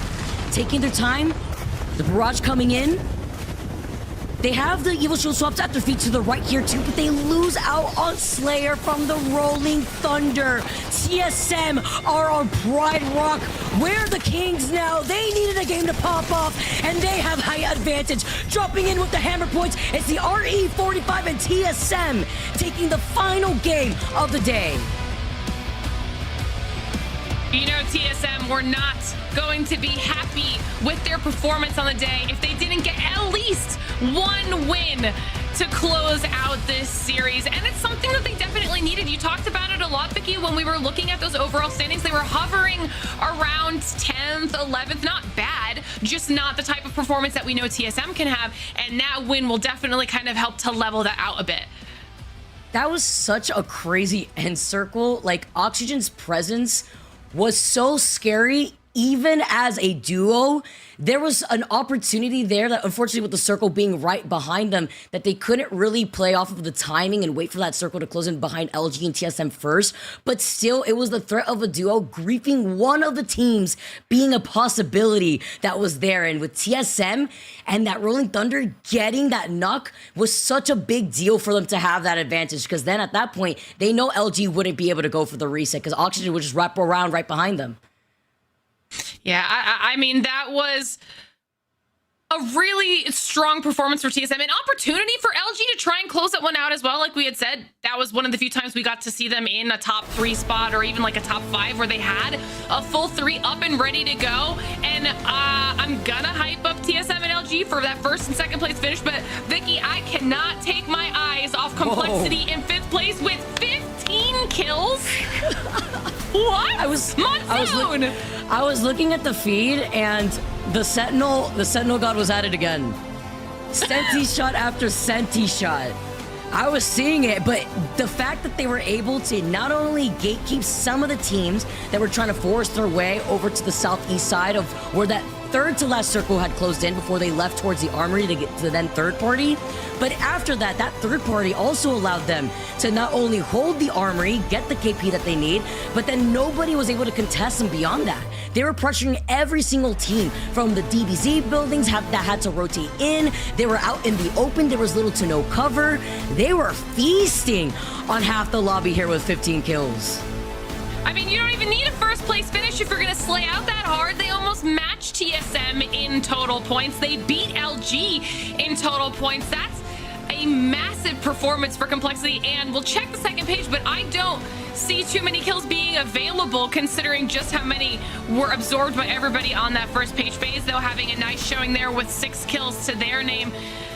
Everybody else, though, I just don't think there was much to go around, Vicky. No, it's unfortunate. With FaZe falling down in 11th place again, it's another game where they get the KP, but they don't get the placement that they were looking for here. But overall, still being able to put themselves on the board. With Dark Zero falling in 17th place, they still had a good standing, though, showing the fact that they were able to get 2 great games after they got the dub. All right, well, we'll get Genome back in here to close out the day with us. Thoughts on that last match, Genome? Yeah, look, is it plot armor for TSM? Not sure. Right? It was well played by them. It was a very tense standoff between them and LG there at the end. It felt like Oxygen maybe was going to sort of prove the difference, but in the end, it was the Bangalore ultimate actually getting one of the knocks onto LG, which opened the door for TSM to take that one home. Yeah, look, interesting that it took them so long to get started. I almost want to call it a disguised now, because like it feels like you know, they've kind of coined that, like, have a really slow day and then bring it all back in a game 6 kind of thing. I bet you know, do we just name that after them now? True. I mean, great way to close out the day, at least for TSM. We'll take a look back at all of our final circles, though, because we had some crazy endings when it came to the Storm Point side of things, going all the way back to match number 4. And this might be my favorite match on the day, only because of how chaotic this was at the end here. DZ was the only team that was owning the northern half of this final circle. They make an early move to get the top of this building, and even though Drop-In Gaming were able to stick some crazy reses there at the end, the amount of ordinances that Dark Zero had in their backpacks to be able to use these to continuously fend everybody off from pushing outside of this building was insane. Complexity there on the second level, Drop-In Gaming on the lower level. DZ played it so patiently and so perfectly so that by the time they dropped down, it was the easiest cleanup of their lives to close out this match. I mean, huge performance for DZ. And then heading into match number 5 here, Genome, talk me through these final moments. Yeah, this game, you know, so we had the very odd start where, you know, we only had 12 teams make it past Circle 1. Very, very strange. And then Native really start to pop off in this one. You know, Oxygen also being very consistent performer throughout the day. But as you can see, you know, you've got Rambo. We've seen this guy, what he's capable of, at land at the highest level. But Luxfity, the new pickup here, who, you know, was having some issues on meat with, you know, following orders and really playing in a cohesive manner with his team. It hasn't looked like that at all on Native Gaming. So, you know, whether that's the IGLing here, whether that's just a fresh coat of paint, Native looked fantastic today, and taking out 2 dubs is honestly pretty impressive for the NA Pro League. And then, of course, to close out the day here, Vicky, a nice little Black Sands finish. The chaos between the smokes and the caustic barrels, I mean, all of it came together in TSM's favor. There's honestly such quality fighting here, too, for a final circle from every single team that's left, including Oxygen playing that out as a duo and even getting that res at the very end. Again, just providing that extra pressure. Yes, they were forced to escape from the smoke right in front of TSM. They close that out here versus Oxygen, but then the barrage that came in, the bang ult that got that knock onto Slayer, was the success story here for TSM. Aside from the fact that they already had the height here, they had high ground advantage, they had number advantage, and that was all from the patient play of them waiting by the bunker and clearing out that entire side of the circle closing in. They cleared out Cream before this too. Reeds was the last one alive before they finally cleaned them up. One piece for TSM, another for LG. I love that they both ended up focusing on that last member of Oxygen right before TSM was crowned as a champion at the very end, and they definitely needed that game. You know, I was looking at all of these stats, and we had such a back and forth day. I mean, sure, Native had 2 wins on the day, but looking at individual performances as well, we had so many other teams where even if they weren't finishing in first or second, they're ending up with double-digit kills that there's no clear standout winner like we had in EMEA today. When we were done with EMEA, we knew who was going to be at the top of the leaderboard for our series results. I have no idea what is happening now, especially after a 15-kill, 6th place finish out of Complexity to close out the day, with TSM and LG getting first and second with decent amount of KP themselves. I'm excited when we can finally get these scores up here, because I need to know who won this 3rd to last week here. Match day number 7. Oh my god! There's no Genome! Okay, so you're telling me that Monsoon, with 10 kills to his name individually in the last game, has put them on top and taken out the 25 overall standing points to win this series. What a monster.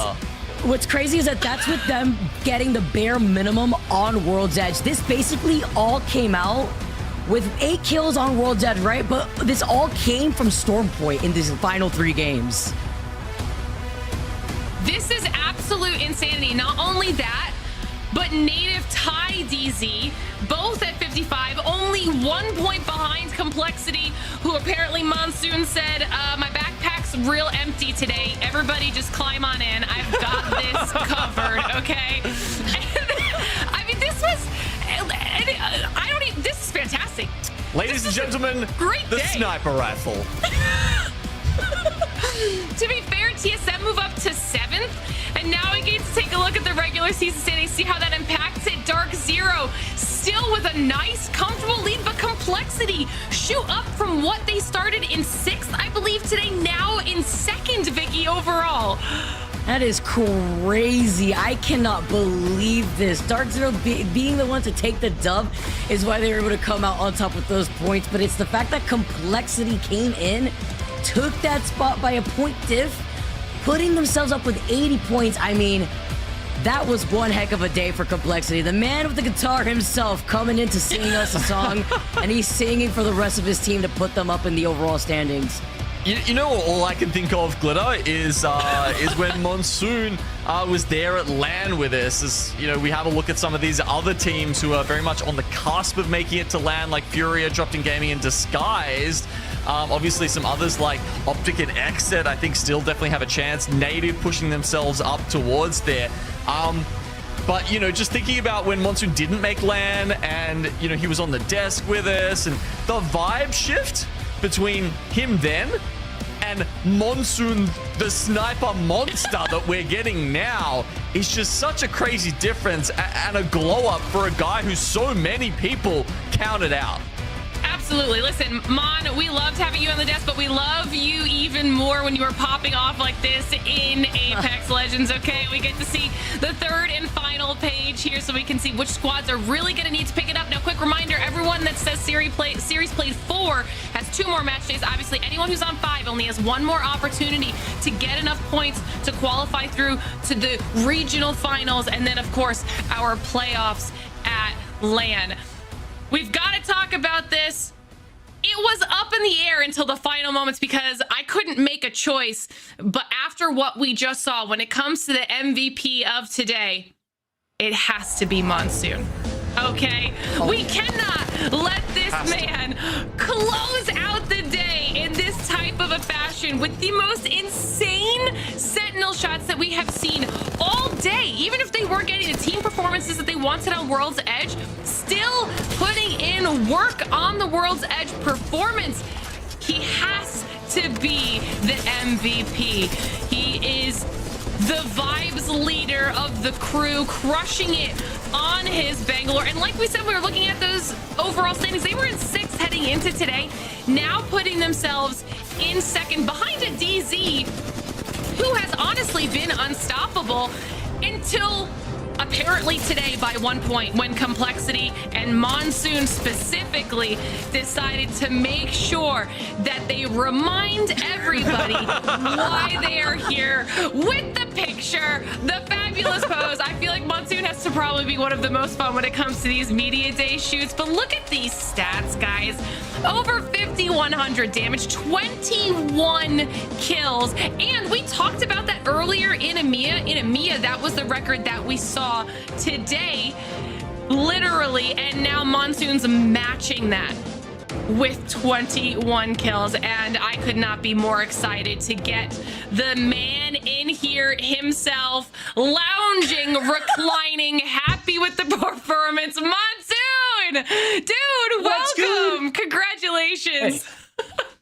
Oh my god, thank you so much. I'm shaking right now, so thank you. Whatever, I need to know what the routine was heading into the performance here today, because whatever you did, you can never change it ever again. Listen, we wake up, we hit the walk, the dog walk, we hit the Pokemon Go daily incense, of course. We come back, we eat a little bit, play some TDMs, meditate, you know what I'm saying, cast a couple spells, and that's it. That's the routine for me right now. I love that. Dude, you guys are unstoppable. The vibes are massive on that team. I mean, like, who else is as good with the Sentinel than you, man? Like, I have to hype it up because that's where most of the damage came from. Like, seeing you also, like, I don't know, what's your favorite sight on that weapon? I need to know. I see you using the 4x8, and you're just always cracked with it. Yeah, thank you so much. Oh my God, I try really hard. 2 times has to be my favorite, 100%, and then the 6 times above all else. Those are my 2 for sure, every single time. And I'm stoked to be able to use it, and I'm glad it's working out because everybody says it's a bad weapon. Yeah, well, you're a bad weapon, you know, because we're owning with it. We're hitting shots. It's so free. You know what I'm saying? Like, all these guys don't know what to do when they get hit 156 in the face with a freaking charged up Sentinel. So it's good, you know. Yeah, it is pretty good. It is pretty good. I mean, like, the amount of kills coming out of you today, just ridiculous. But, you know, it was a team effort after all. You know, we even saw Retzi coming in today as well.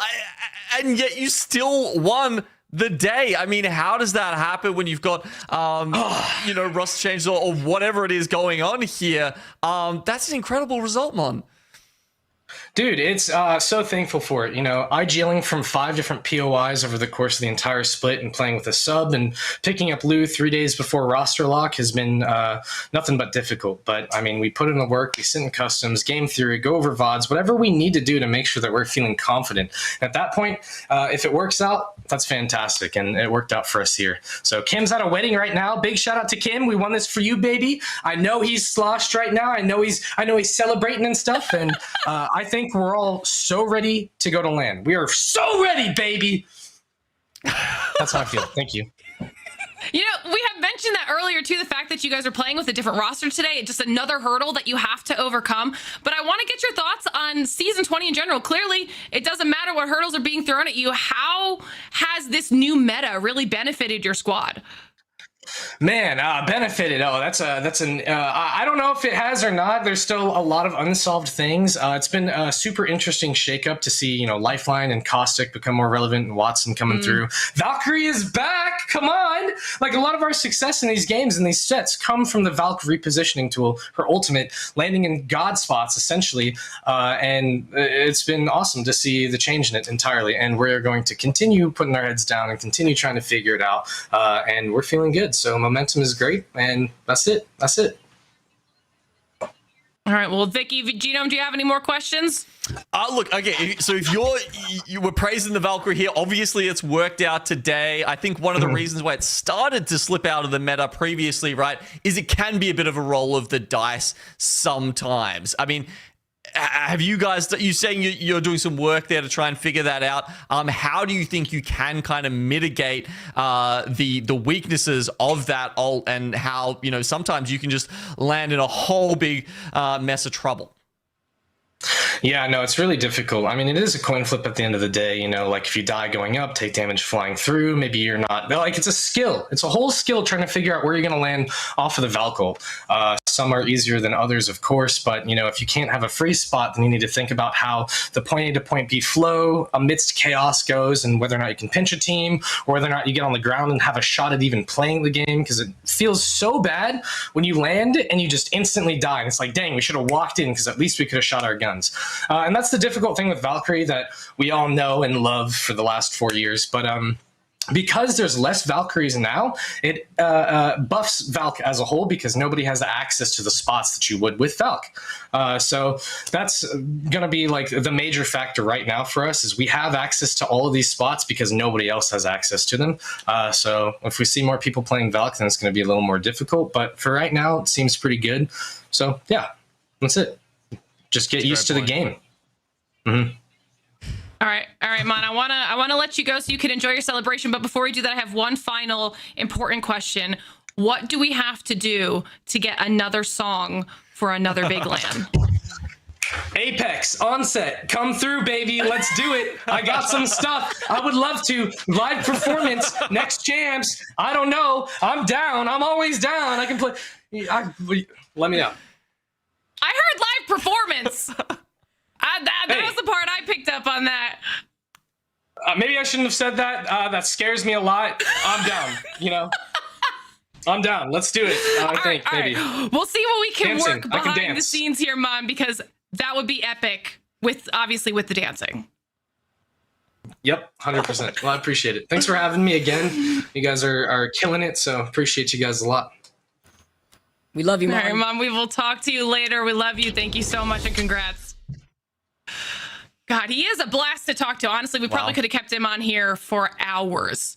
But he needs to be able to celebrate a win like that, Vicky, because that was an insane performance. Very well-deserved praise on behalf of Complexity and Monsoon in general. Give me your final thoughts on today. NA was insane. I am so glad to be back. Season 20 is out in full force, and what better way to end the day than Complexity by a point difference without taking a single dub? Taking the game, and Monsoon having the time of his life with the rest of his team. Well, Kimchi's not even present. I know they're definitely going to be celebrating later on, but man, I can't wait to see more litter. It was a fantastic day. Genome joining us here on both EMEA and NA for the first time. Tell me about your thoughts after you get to see NA now in Season 20. I mean, it's such a tight group here in NA, right? I think that's what makes it so exciting to see 3 teams within 1 point of each other at the top of the leaderboard. That just shows the depth of talent here in NA, right?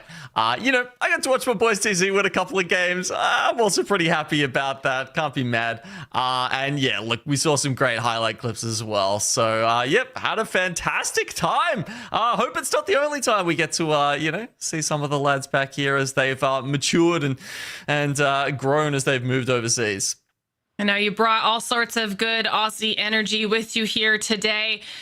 Now, we might be done for now in NA, but you need to remember, everybody at home, we have another weekend jam-packed with Apex Legends action less than a week away. Okay, March 9th will be our next match day number 8. Everything kicking off at 10 a.m. PT, 1 p.m. ET, 6 p.m. GMT, and it is another dual ALGS match day weekend for both EMEA and NA, and they'll be the last 2 match days before our regional finals, so you have to make sure that you check that out. As always, though, if you miss any of the action here today, you can always follow us on social media, which will be at Play Apex Esports on X and YouTube, or at Play Apex on Twitch, and that way you won't miss a single second of how the rest of this entire split plays out. And now that you've got some time before our next ALGS packed weekend, go play some Apex Legends. Okay, you can test out everything we've seen here today by some of the pros. See if it maybe helps you out a little bit. See if you can climb that ranked ladder. We'll see you back here next weekend.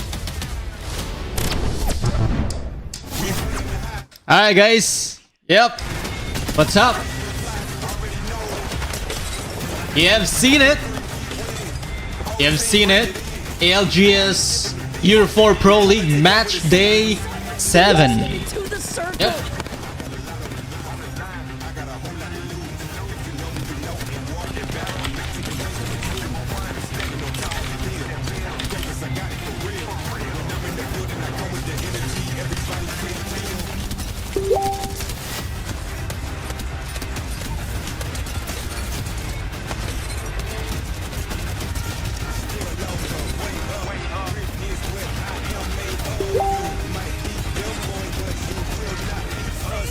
Gets eliminated.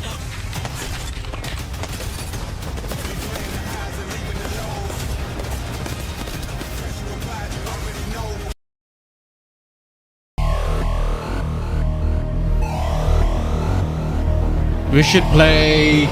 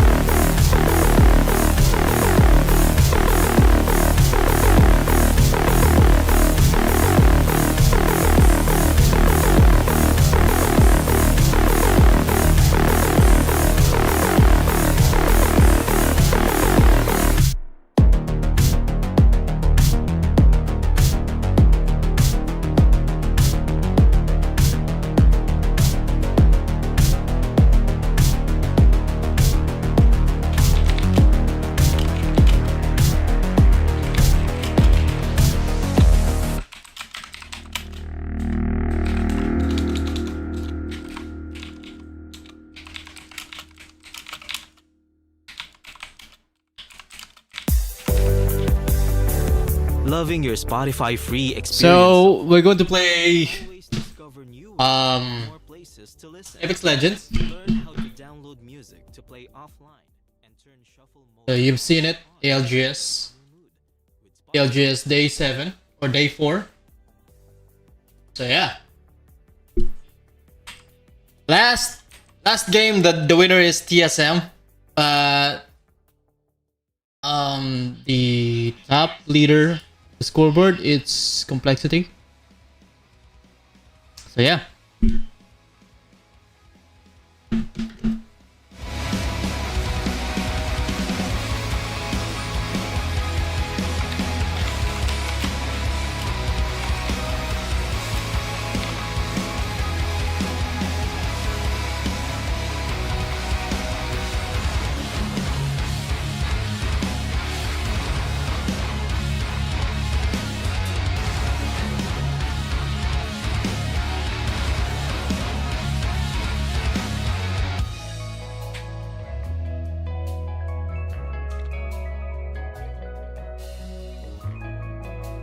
Apex Legend.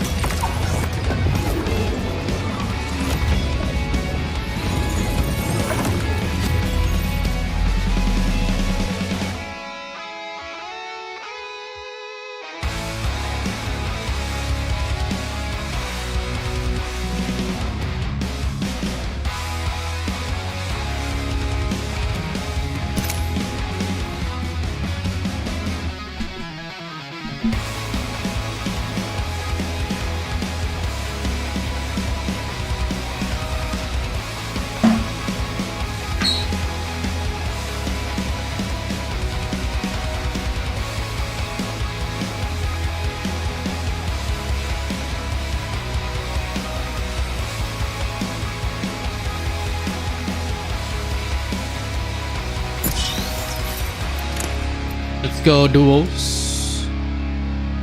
Duos.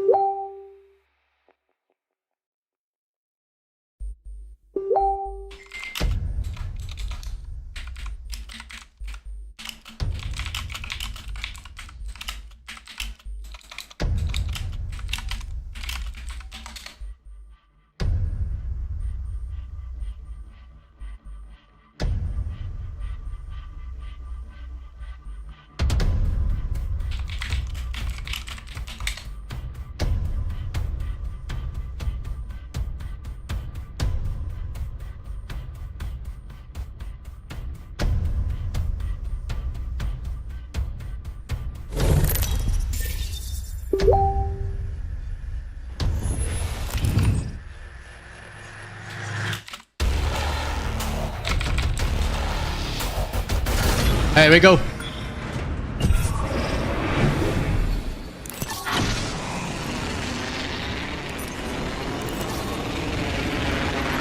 Here we go. Fly with me. Na na na na na na na na na.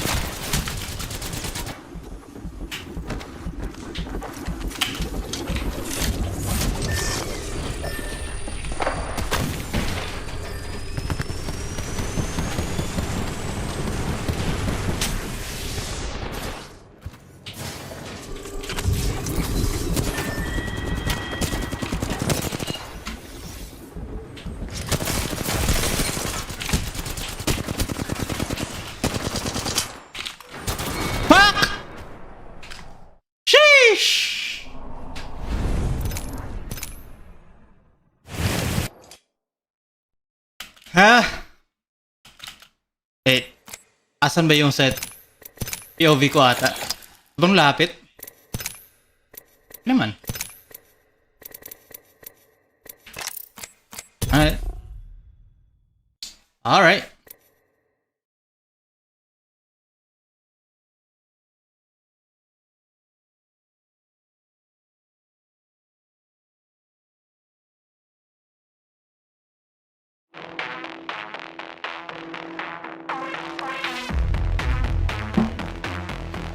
Wala talaga akong grenade.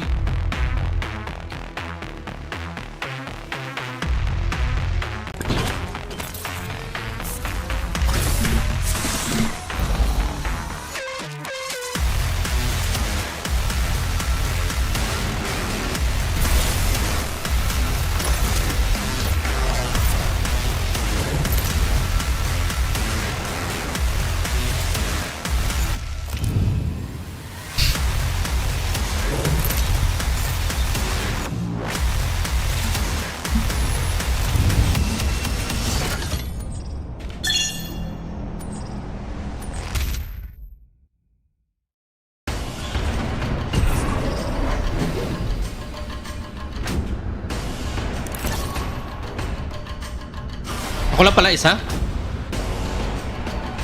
The only one. Let's get it.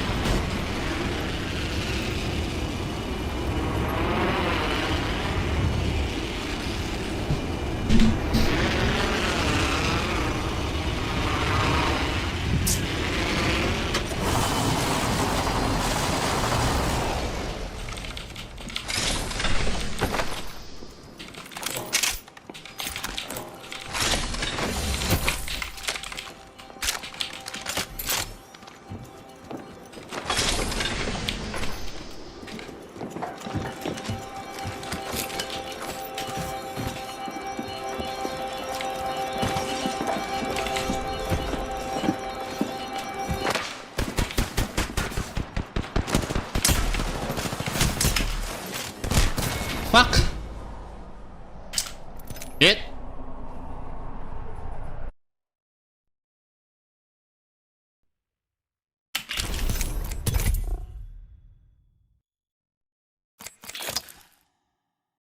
Got a naked head.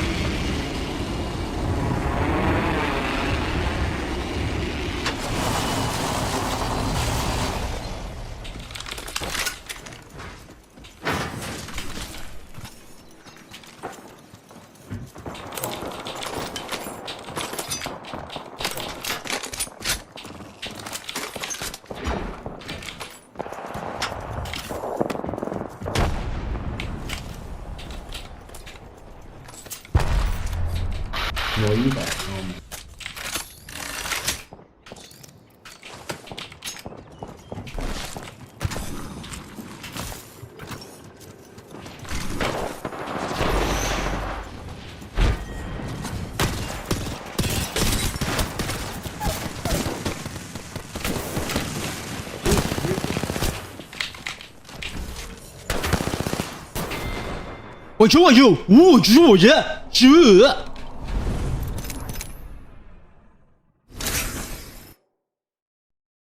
Fuck. He put up his shield.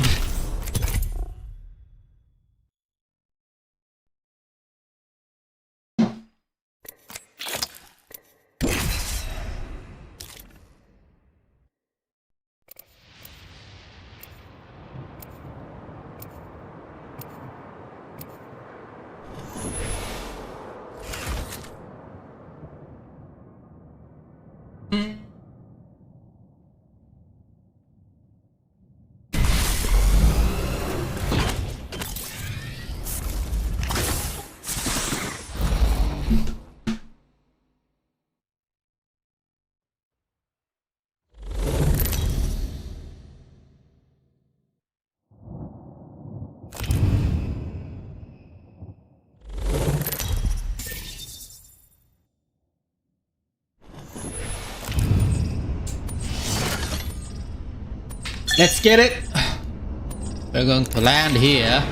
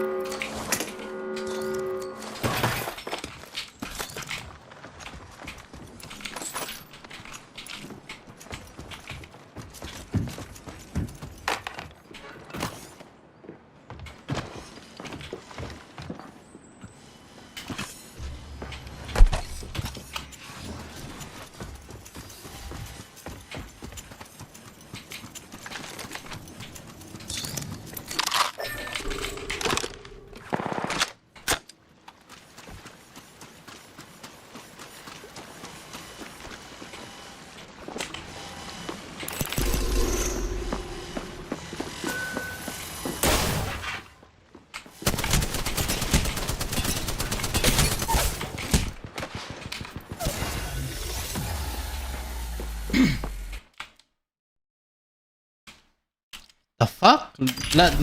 Long range?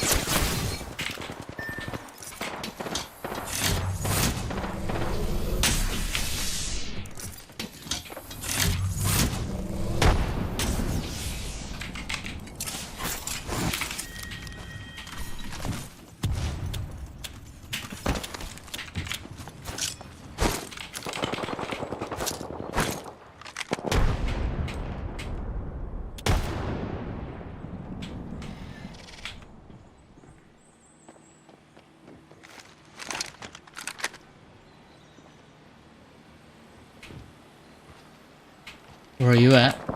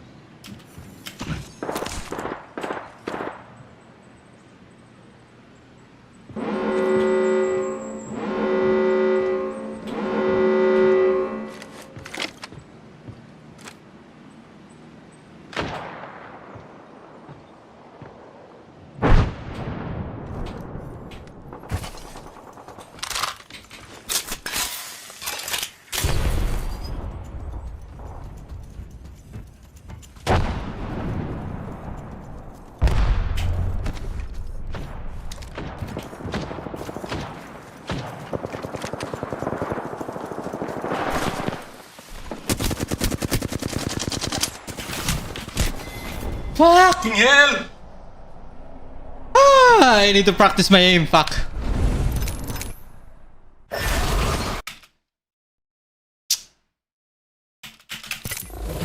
My aim! My aim!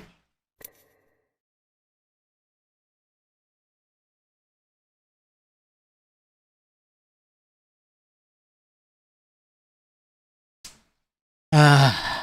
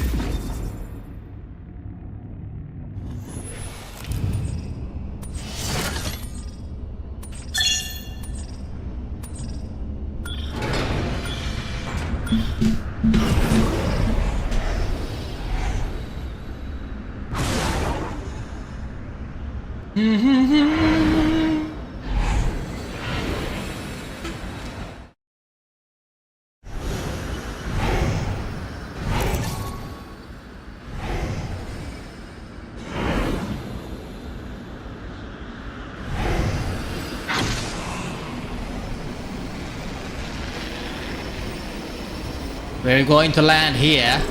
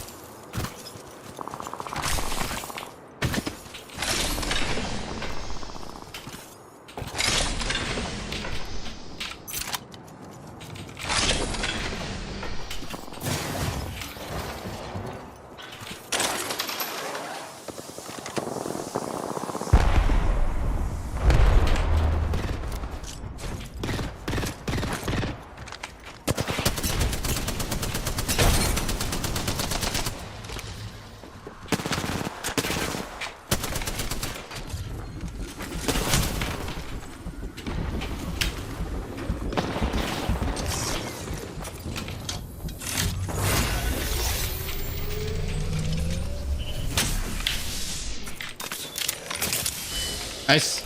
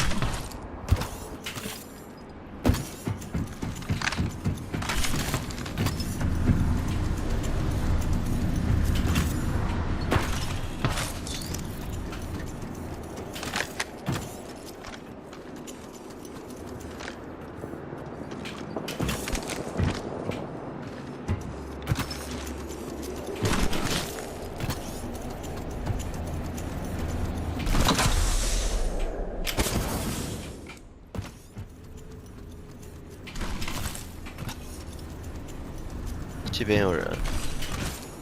猪，哎呦！不让我。什么？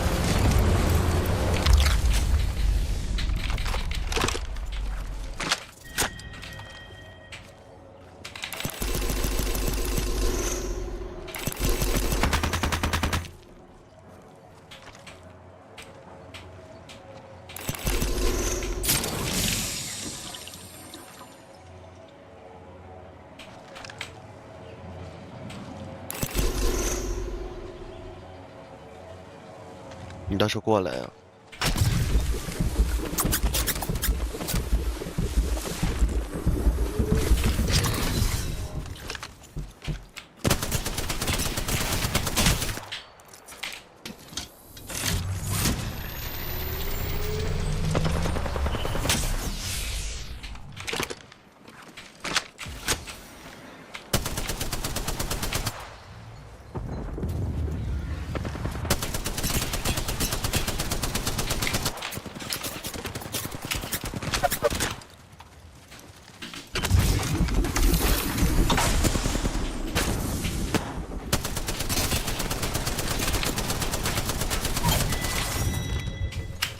Alright.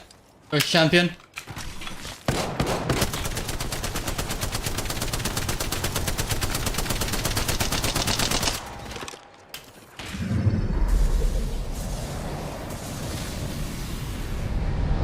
We got 6.